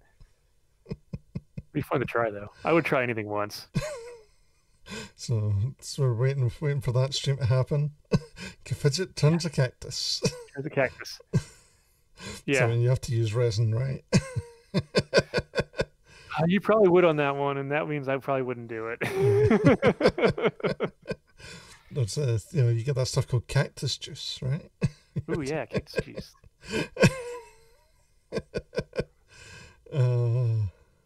That's awesome. This is oh no, his favorite grain, the bushcraft experience he did last year. The guy offered 40 kilogram chunk of oak freshly cut. It was in public transport though. He couldn't take it. That's it's the hardest part when you get offered some lovely woods and then you just can't take them. Yeah. Or they just don't work for you. One of the last times I went back and saw my family before the pandemic and all this stuff happened. There's a Oak Express factory close to my parents' house, and they make oak flooring. And so my dad and I went there one Saturday morning, and we picked through their scrap pile, and I picked up as much stuff as I could get that was like of usable size for me. And 90% of my suitcase on the way home was pieces of like oak. And I was expecting them to stop me and ask me at the airport, and no one said a thing, and I was really disappointed about it. I wanted them to like at least mention something about why is there all this wood in your suitcase. Yeah. You're on Fly International. You're fine. You don't care about wood unless you're going somewhere abroad. Right. Yeah. Definitely. Yeah. Then they're like, why are you bringing some weird woods? I would do that every time, though. I would definitely pay for another suitcase and bring a suitcase of oak back. It's just so much fun for me. I love that wood. Oak is such a lovely wood to work with. So I use it in the CNC. and Yeah. that's, it's such a lovely wood to work with. Yeah. But it's fairly expensive. It's not as expensive as other woods over here. Mm-hmm. It's definitely not, like your super hardwood, kind of, ebonies and all that side of things. Yeah. Right. But like the bigger problem for woods for me is that I can, if I wanted a hardwood, try to get one that is, that I can then joint up and put on the CNC that's big enough. Becomes very expensive. Yeah. The size of like pieces you have to do what you do is just I can't imagine the price of those things. Expensive. So that's why I never do it. Yeah. Because if you mess it up once. Yeah. And like you want to use every square inch of that thing because it's just so much money. Yeah. Of course, I keep all the scraps anyway. I've got tiny scraps that I don't even need to keep that I keep anyway. Like little just triangle cuts off of a square bulb link. Oh, I don't know what I'm ever going to use that for, but I don't want to throw it away. It'll come in handy at some point, perhaps. Yeah, we'll see. Hopefully, I've got a box of them down here, just sitting and waiting for someday when I might need that for something. So, is it only wood turning that you do, or are you looking to kind of do other woodworky sort of things, or? I mean, I would love to expand and maybe learn some furniture building aspects. The issue that I run into is that I don't have room to do much more than what I do. I don't have a table saw. I don't have room for a table saw. I do have a bandsaw, so I could cut a lot of stuff there. But I mean, I have plans to take these boards here and turn them into a liquor cabinet because my other liquor cabinet's full, and I'm in overflow now. Is that too many whiskeys? Is it? Yeah, it's, none of my scotches fit in my main like cabinet because it's all my normal liquors. Yeah, I need a special scotch station, which I've kind of drawn up things for. I just need to actually build it. Says we can fix that with all your liquor. I'm trying to fix it right now. Yeah. The Mojo Makes It says you obviously just need to drink more. I mean, I think I drink enough. Yeah, it's your poor liver. Your poor liver. Yeah. So, have you got plans already made or that you're going to be following for your cabinet? I've drawn up kind of what I want just on a piece of paper, kind of thing. And then I just need to do some like calculations and figure things out before I start on that. Because like unlike what I usually do is just like start cutting. I feel like I need to like actually plan this out. So I think I'm going to do that. I think I'm going to plan it out and then try and do that. It'll be on stream. I did buy a router for the first time, so I've got a brand new router I've not even touched yet, and I'll be using that for that hopefully, and we'll see how it goes. Again, I don't know when I'm going to get to that, but it's on the docket at some point. It's on the docket. It's on the list of things. The giant list of things that I want to eventually do. Yeah, we'll be enlisting the expertise of the other makers and crafting people. I actually may have to wait until the pandemic is over and get work lettuce over here, or me go to his shop, and we can do it there. Oh, it'll be a collaboration. Yeah, we've been talking about that since we both started streaming, and yeah, that's definitely going to happen whenever the pandemic's over. We already meet up every few weeks and play disc golf. Yep. Which is the other love of mine. Yeah, that was actually going to be my next question. Was the, explain disc golf. Golf, but with a frisbee. Right. It's not the same as like a whammo frisbee. I almost brought some out here just in case you asked me. I did not. It isn't like like normal whammo frisbee, like a frisbee you would have had it. I was like a kid. It's a bit thicker, a bit smaller, and the shaping is a little different. There are driver discs, mid-range discs, and putter discs, Right. and they're all shaped differently for what you want them to do and the job that they're there for. And just like in regular golf, you start out on a tee, and you throw a disc at a basket instead of a hole, and try and get a disc into that basket in the fewest number of throws. That's it. I mean, it's unlike golf. It's way cheaper. Yep. It's usually free to play. Most courses are free because they're just at parks.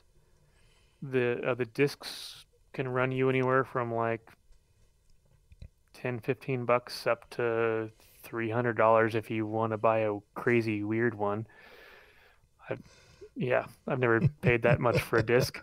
And you just kind of go out there and practice and throw, and it's super fun, super chill. It's a great time because you can get from like most sporting good places, and just go out there and start throwing around. It's super fun. You're out in nature. It's awesome. It sounds like a good, actual, fun way of doing things. Just have a right laugh. Yeah. I love it. I actually have a practice basket out in my backyard, and I go out there and I putt on my breaks at work. I'll just go out there and just throw 10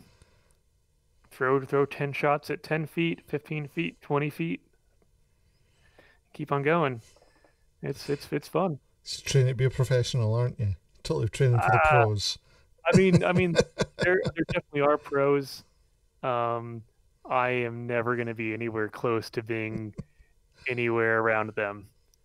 They can throw like 600 feet. I can throw 280 on a good throw. So there's quite a bit of difference between us. Work at those muscles. Yeah. It's the same thing as like wood turning or martial arts. It's technique, it's practice, and just technique and practice. Brilliant. Favorite Green says, if you collab with Lettuce, you need to set aside the first 2 hours of talking with chat. Yeah. I mean, if we do a work to Lettuce a collab, it'll be a lot of chatting, a lot more chatting than I do. I'm usually very focused and single-minded on what I'm doing, and so I'm just sitting there turning away, and then I'm like, oh yeah, I'm supposed to check chat, and I'll go over there and I'll check chat a little bit, and then go back and just keep on working at what I'm doing. I'm so laser focused. I'm so laser focused, which is good and bad at the same time. Yeah. But you're one of those teams where things get done. Yeah. Well, plus when I'm in my shop turning, I'm also streaming. I don't come out here other times, really. Sometimes I'll come out here and clean a little bit. But most, like 98% of the time, if I'm turning, I'm also streaming. And so that kind of mentality makes me want to focus and get things. Brilliant. So what you said you had a table there with a bunch of things. What else have you got on the table? What else you got to show off? Let's see. What other fun things? Let's get an idea of the other amazing things that Caffidget has been making. Oh, actually, let's bring out. This is the yarn bowl. This is the first yarn bowl I ever did. Yarn bowls, yes. Now this is the one I did for my wife. Oh, Very first yarn bowl ever. Love it. This is black walnut, so the color in it is it's phenomenal. I mean, this camera doesn't do it justice. It actually shimmers in these spots. Yeah, I mean, you can kind of see it here. Sorry, over here. Kind of see it there shimmering. It's just gorgeous wood. And I learned a lot in doing this bowl.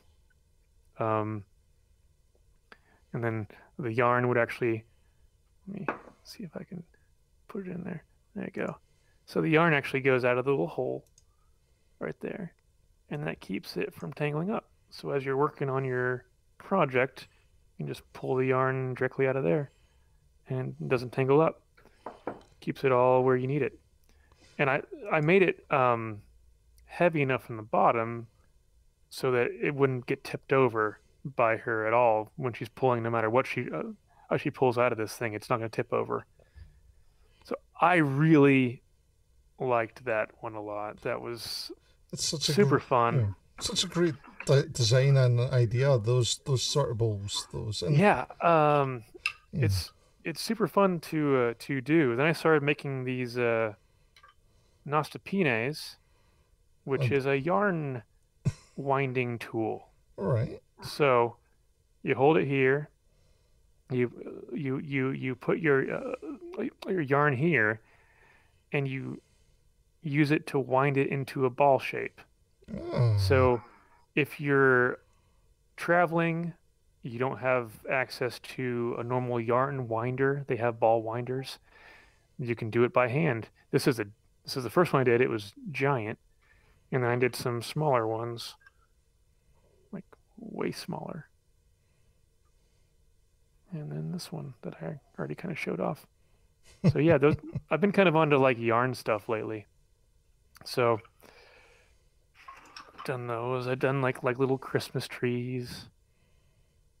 And that one's got like the live edge, so you can see the bark on that side, and then no bark on the other side.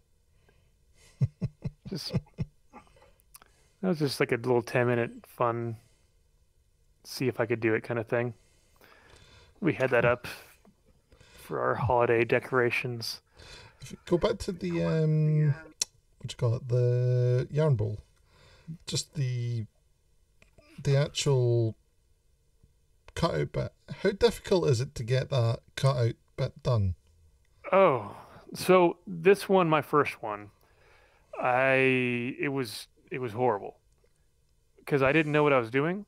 So I actually hand sawed most of this, and then someone on chat was like, "Why don't you drill some holes?"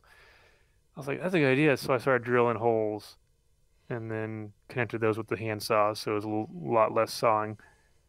And then it's just a lot of sanding, a lot of just manual getting in there, small kind of sanding.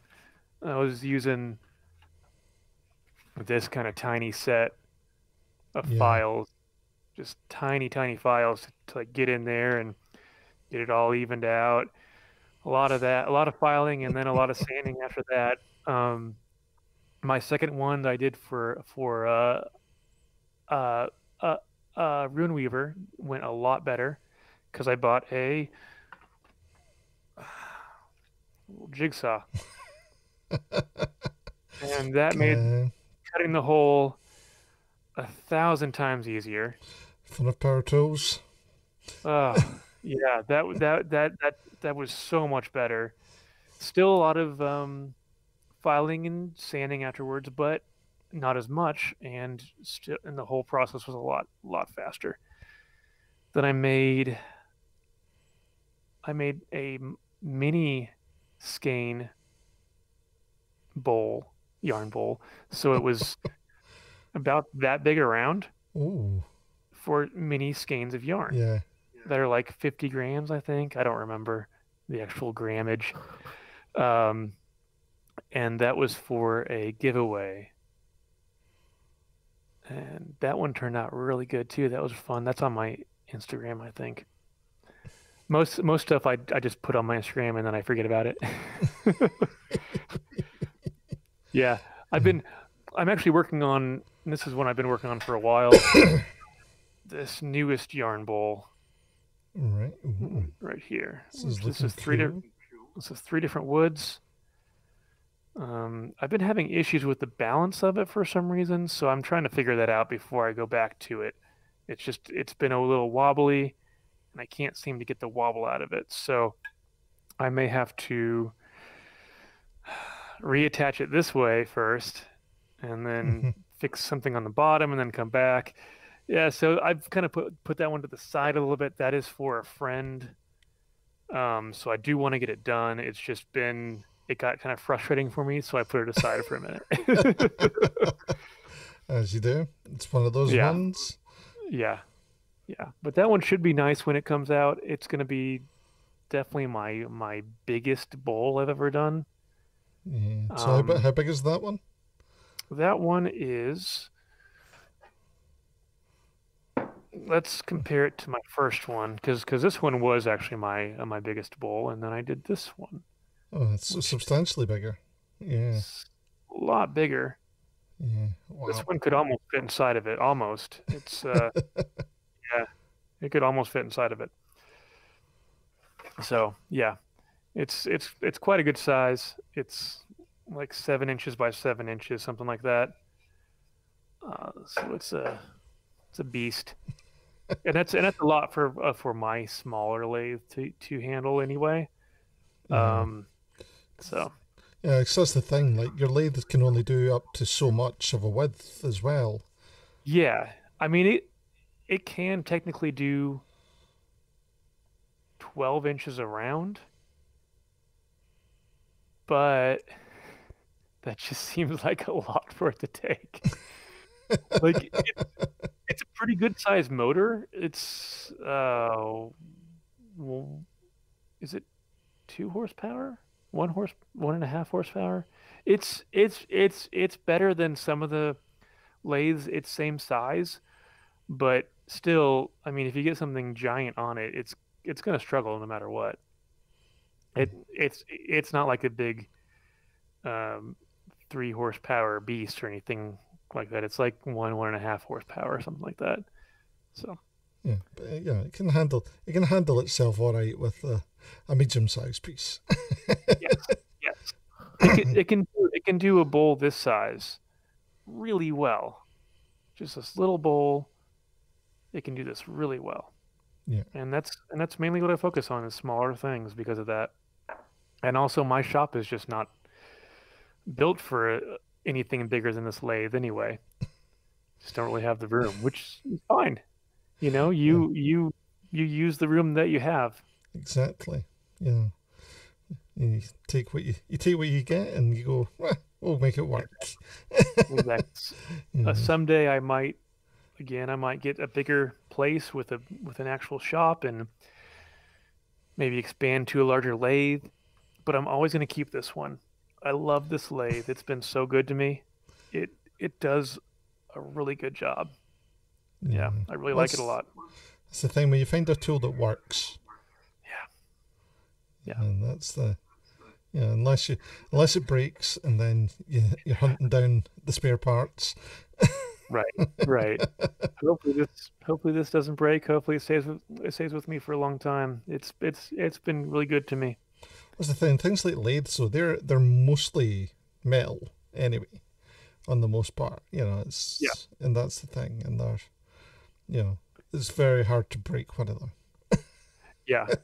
I mean, you can wear the bearings out, but you can fix that. You can burn the engine up, but you can fix that.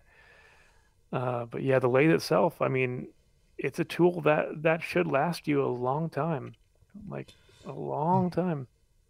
Yeah, most of the bits that break are easily replaceable as long as the company's still in business.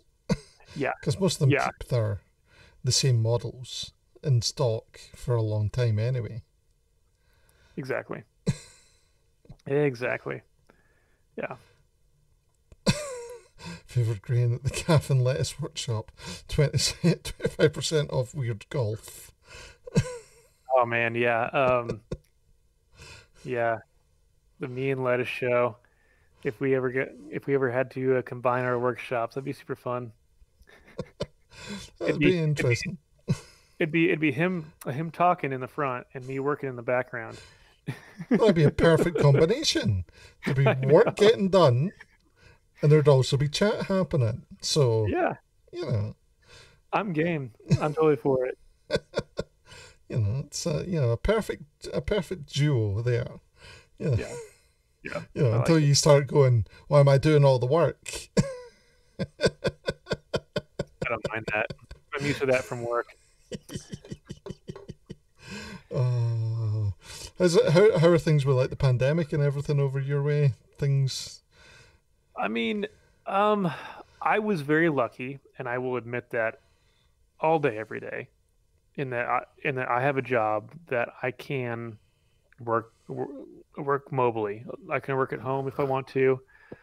I have a laptop that was furnished by the company, so for me it was a really easy transition. I've worked from home a lot anyway before this. I pretty much work at least partially every day of my life.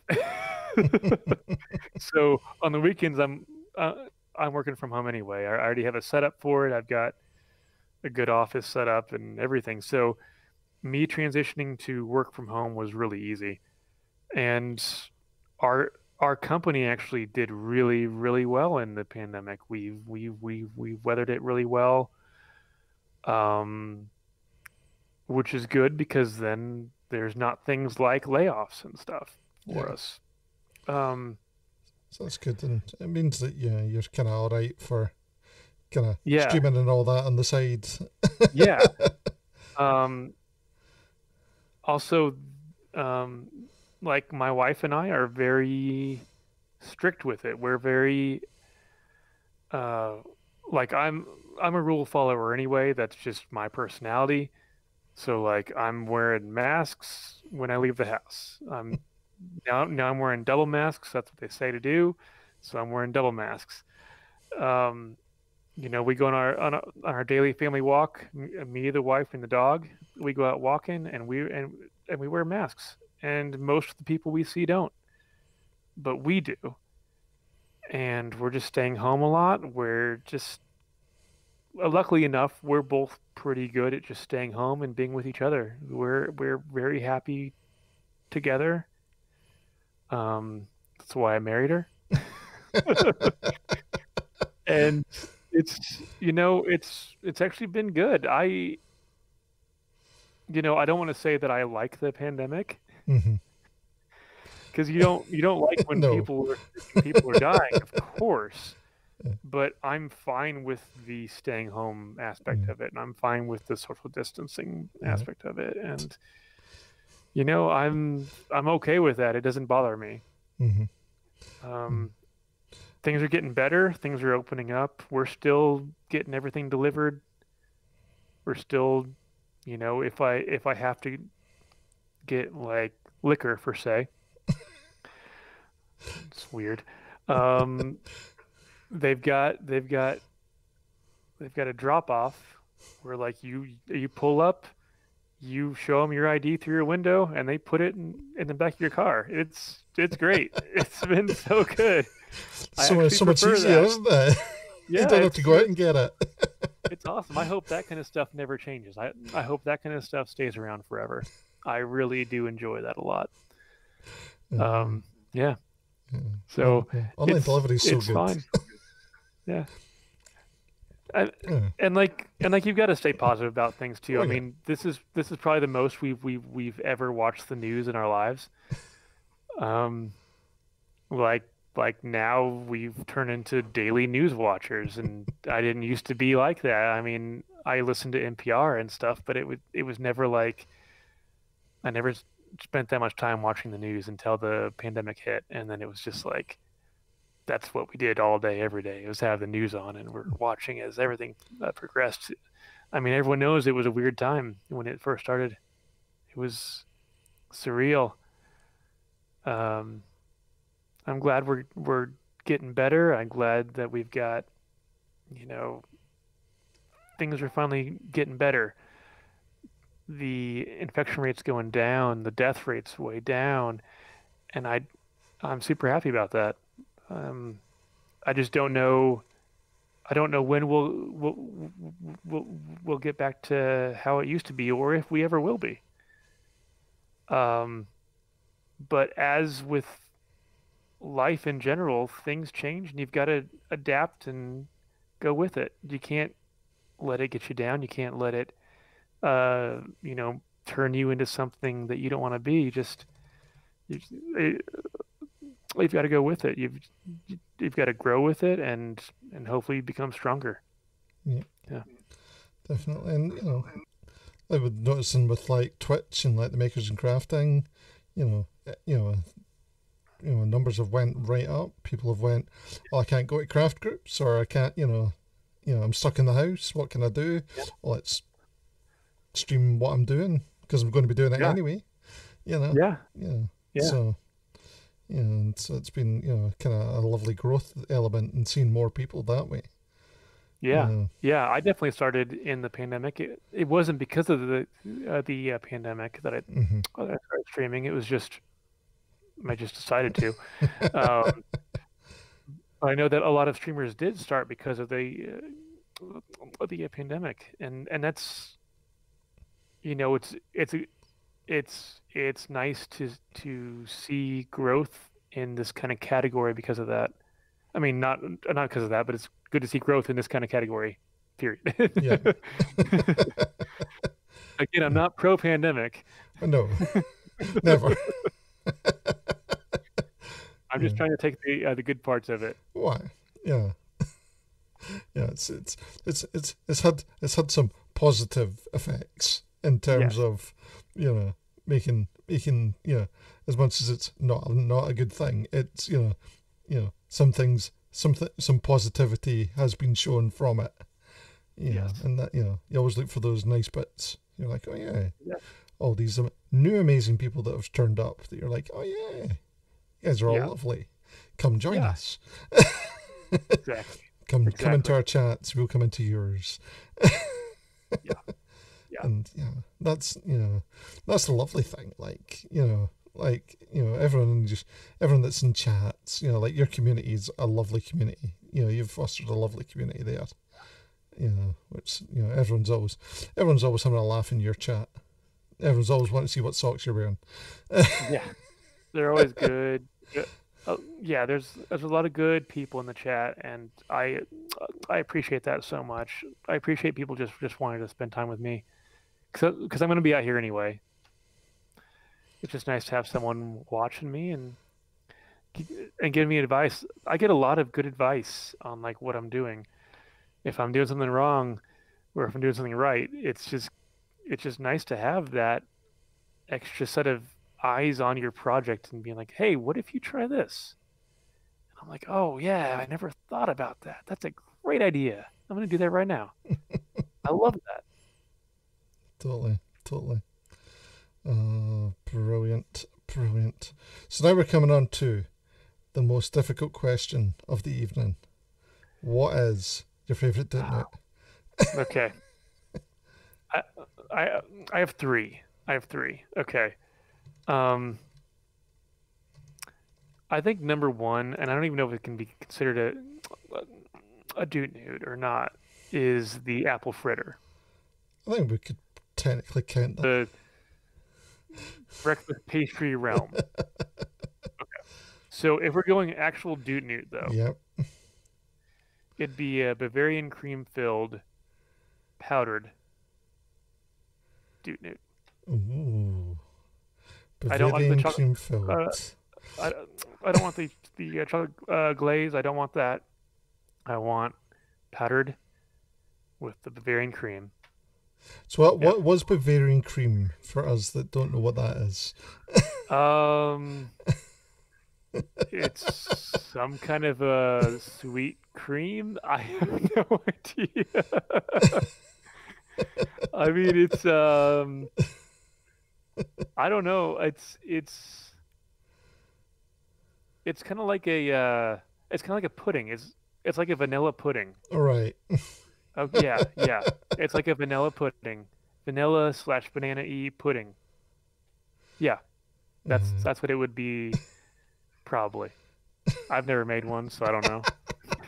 I just eat them because they're good. Yeah, they're good. That's the thing. They are good. So, well, hey, definitely the thing. Yeah. Definitely the thing. All right.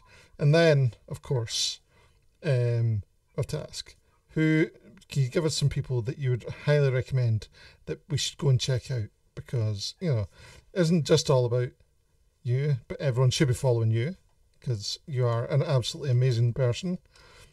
If you're not already following Caffidget, guys, type it in there. Yeah. 2 seconds. Okay. So there we go. Sorry, I just had to ban someone there. So my and I've been pushing him for a while, whenever I can.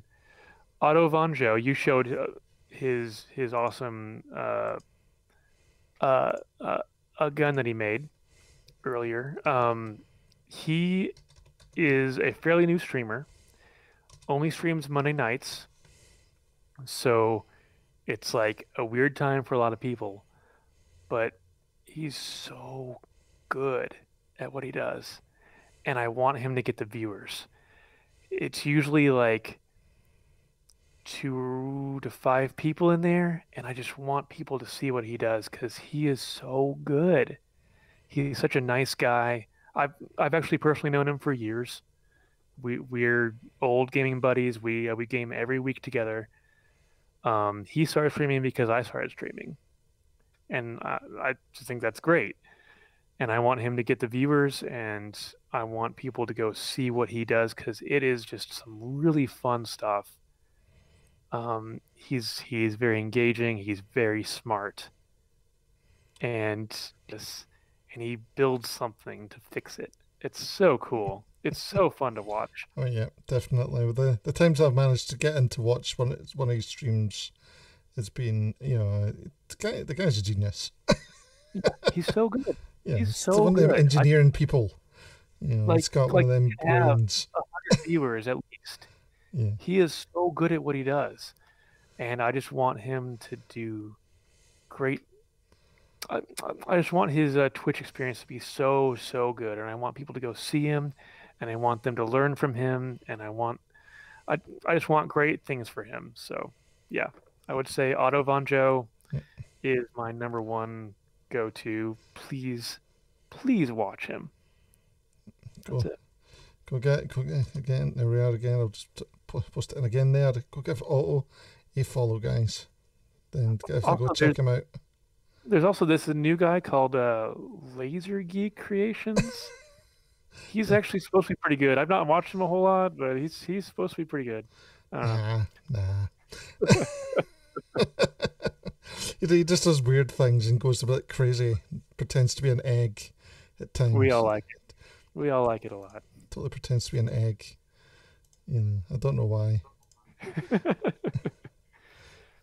But it's Scotch egg, so it's okay. Yeah. It's not a Scotch egg. Definitely not a Scotch egg. Scotch eggs are not Scottish. We talked about this. I know. And so, to reset this. I have to totally reset this now. There we go. There we are. Now it's because it wasn't working. Totally didn't turn it back on. So there we go. That's it. There we go. There we've sorted it now. We've sorted it now. There we are. There we go. Now I'm an egg. Now I'm an egg. Yeah, that's it. Totally. There we go. That's very diorama llama of you right there, and I love that. Totally. He's also one of my favorite streamers of all time. Well, that's how I found out about you. It was through Llama's stream.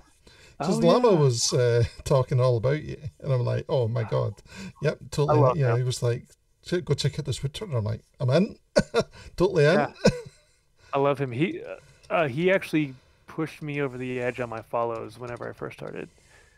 Yeah, he Yeah, was a very awesome and supportive. And he's so funny. He's so oh, good at what he does. yes, it's such a laugh. Ah, Yes, yeah, yeah, he's so talented. yeah, definitely. He's You know, he's just like a genuinely good human being too. yeah, I really love him a lot. you know, like we started around the same time, and you know, as we always say, we came on the same donkey, uh, and Yep. it's just been, you know, jumping in streams all the time, and just seeing the progression that, you know, where Yeah. he's been all over the place in terms of where his stream goes, you know, Well, and well, it's he can been, do anything. yeah, oh yeah, and that's the lovely thing about his streams, you know, Yeah. because he started off doing making dioramas, and then he was doing 2D puppets. Well, he was making an actual puppet for a while, and then he just changed, like, making 2D puppets, and then now he's doing pixel art and Yeah. animations and all these different And things. music too. Yeah, music. Like, Yep. like, he does it all. He's so good. I Yep. really love him a lot. Yeah, Yeah. he's just one of my favorites. Every Yeah. time I'm on and I see him on, I'm just so happy to like see that like he's like just doing this awesome stuff. Always. It's just so fun to watch. Yeah. Yeah. That's that's the thing. There's all these so many amazing people that are creating so many great Twitch experiences. Yeah. Yeah. You just go in and you're like, oh, I'm gonna sit here and just watch or join in, have a chat. The chat's either bouncing or just chill and relax. Because everyone makes their chat so different as well, depending on that Yeah. kind of experience. Because like that's what I like in your stream. Your chat's pretty chill a lot of the time, and then it will just Yeah. get kind of energetic, and then calms down, and then gets Yeah. energetic and calms down. Yes. It definitely ebbs and flows in my Yeah. chat a lot. Yeah. I don't know if that's because I'm just like so focused that like I'm not paying attention to them half the time. So, They just become their own entity and they kind of go crazy. yeah. Yeah. But that's the fun thing. But Yeah. everyone's chat has that. And I really do enjoy that sort of thing. Yeah. And it's funny, like when you come into my chat, and you try and you set off brown sauce, Every time. Yeah. you guys set it off now. It's one of those. Yeah. So then you found out about brown sauce. Was it my chat that you found out about brown sauce, or did you know about brown sauce before that? No, I knew about it before, Right. but we were talking about it that one day in Yeah. your chat, and I was like, "Oh yeah, I love brune sauce," and yeah, and then you made the command for it, which is just lovely. It's the best thing. There Brun sauce. you go, guys. There's a brown sauce for you. There it is, the best thing ever. Because that, Yeah. for anyone wondering, brown sauce is a traditional chippy sauce, which is just your standard HP brown sauce with vinegar in it. Yep. Yep. Yeah. And it's lovely.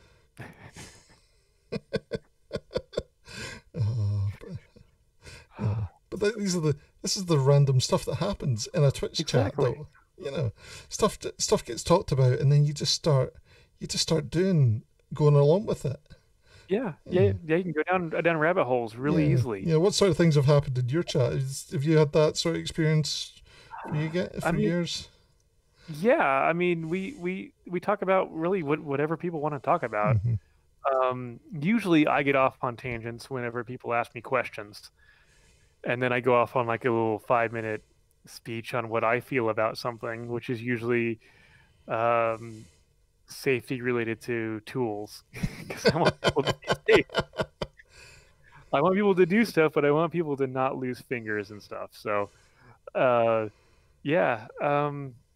Let's see. I can't think of like a specific non-turning related thing. I mean, I'll talk about anything. I'll talk about whatever people want to talk about. Really, music. I've started playing music recently in the background. Sometimes people can hear it, sometimes I can't. It's mainly for me, Mm-hmm. um, and that's good to talk about. Scotch, I'll always talk about. Oh, You kind of disc have to, golf, I'll don't always you? talk. I'm one of those that like I get really into things really Yeah. quickly, and I'll learn everything that I can about it, and then I can just as easily drop it and never do it again. Fab. Fab. That's why I never finish video games. Oh. Yeah, Yep. I mean I'll spend 25 hours in a video game and then just one day stop playing it and never pick it up again. These things happen. These things Yeah, happen. I do that constantly. That's just what I do. I get really into things and then I just Yep. stop. Let's move on to the next thing. On we go. Yeah, Something yeah. else. Something else shiny flew by Yep. me, and now I want to go look at that. Exactly. Exactly. Yeah, yeah. Favorite Grain says we've got to get an American to try pickled onion Monster Munch. Have you heard of Monster Munch? No. What is They Monster? are they're crisps, chips. They're like puffed wheat style crisps. Okay. But they are in the shape of monster feet sort of thing. But but they're pickled onion and they're intensive flavour. Yeah. Yeah. Well, if someone sends me a bag, I will try it. And Emil Imagine says, Alan, there's a sock unboxing that you can sub each month as well. You get Sock of the Month Club. Yes. Okay. That's a rabbit hole that we have gone down in my stream. I used to be subscribed to. At one point, I had tried all the Sock of the Month clubs, Yeah. and yeah, I had my favorite club that was, I think, the best quality for the price. I could, that's how I got most of the socks that I have now. Is just I got so many that I was like, okay, I can't keep on getting socks every month. Like, Yeah. You've got too many socks. I'm gonna run out of space, You've already got 7 sock drawers, right? I have one very full sock drawer, very full sock drawer. Yeah, but I think I've gone through all my socks on stream now at least once. So now we're in the repeats, and I've got to figure out, do I need to get new socks now or just keep on going repeats? I don't know. If people want to send me socks, they can. That's going to get a bit crazy when folk do just start sending you socks in the mail, and then you're like, why have I been sent a whole bunch of socks? What are these socks for? Who is this even from? Yeah, it's anonymous socks. You're like, Yeah, anonymous sock club. I like that. yeah. You just get the weirdest socks, and you're like, oh well, I'll wear them. I mean, I'll try anything once. Yep, Totally. totally. That's what life's about, trying new things. Brilliant. Okay. On that note, I think we'll call it at that. Okay. Yeah. Oh, brilliant! You have been an amazing guest, Caffidget. Oh, You thank you have for having been absolutely amazing. Love it. Oh, me. It's been a lot of fun. you've been. I've Yeah, really enjoyed just chatting with you. I mean, it's just fun to like talk with your friends yeah, live versus a chat window. yeah. You know, Totally. a chat window is great, but it's just nice to like see face to face and like actually talk to someone. Exactly. And Yeah. this is, and it's, that's the whole idea of these chats is to kind of go, let's have a chat about things. Let's get people that might not have seen you before to get to know you a bit, get to know your personality, get to know what you do, and all the cool stuff that you're up to. Because everyone that's been on makes amazing stuff. Look at Yeah. all the amazing stuff that you make. It's absolutely gorgeous stuff. and you're doing it in such an amazing way. Thank you. And we want to show that off. So, guys, if you're not already following Caffidget, you better be following him now. Yes. It's an order. I'll see you tomorrow night. 'Cause I'll be on tomorrow night. Oh, yep. So, when do you normally stream? As you say, Fridays. Right now, I'm doing Friday nights, 6 p.m. Pacific Standard Time. I'm gonna try to add some more days on there. Probably try and get back into my morning time also. I don't know when that's gonna be either, but any other days are gonna be random. So click the follow button. Make sure you've got the notifications on so that you know that when the streams are happening. So you get all that. 'Cause that's how you know when everyone streams. You get the little notifications coming up. Constantly, all day long on my phone. Yep. I'm just like, ding. Oh, now they're on. I gotta. And then it's like, but I want to watch 10 people at once. Exactly. That becomes the hardest part. Totally becomes the hardest part. It definitely is. Oh, brilliant. So, guys, we're going to go and raid Texas Hula because we've got to go raid someone else that's doing woodturning. Yeah. So we definitely have to go raid up Texas Hula. There's another amazing woodturner. Next week, our amazing guest is going to be the one, the only Triscat. Ooh, so we've got on next week. So tune in for her. It's going to be a fun one. She's like a multi-talented person too. She does everything. She does everything. She's everything. Singing, so fun. Making, reading amazing stories, just everything. So it's definitely be tuning in for next week's as well. But again, Caffidget, you have been an amazing guest. Thank you so much for joining me today and agreeing to being a guest. Oh, been amazing. Anytime. Thank you. Right. So I would give us a raid message, but unfortunately, we can't do it. We can get a normal raid. I've not updated the sub-raid, guys. I meant to update the sub-raid with the new emotes, but I have not updated the sub-raid with the new emotes yet because I'm an idiot. I've done everything else, but totally forgot to update the sub-raid. So we've got the standard raid emote. So let's jump to here and let's make sure we've got everything sorted. Yes, we do. Guys, thank you all for joining me today. You were all amazing in chat. Thank you for all the amazing questions, for all the support. You were all brilliant. And I shall catch you all next week when I'm back in the workshop, guys. Back in the workshop on Monday. Be making things. Woohoo! Alright, so we're going to be raiding in 5, in 4, in 3, in 2, in 1. Raiding away.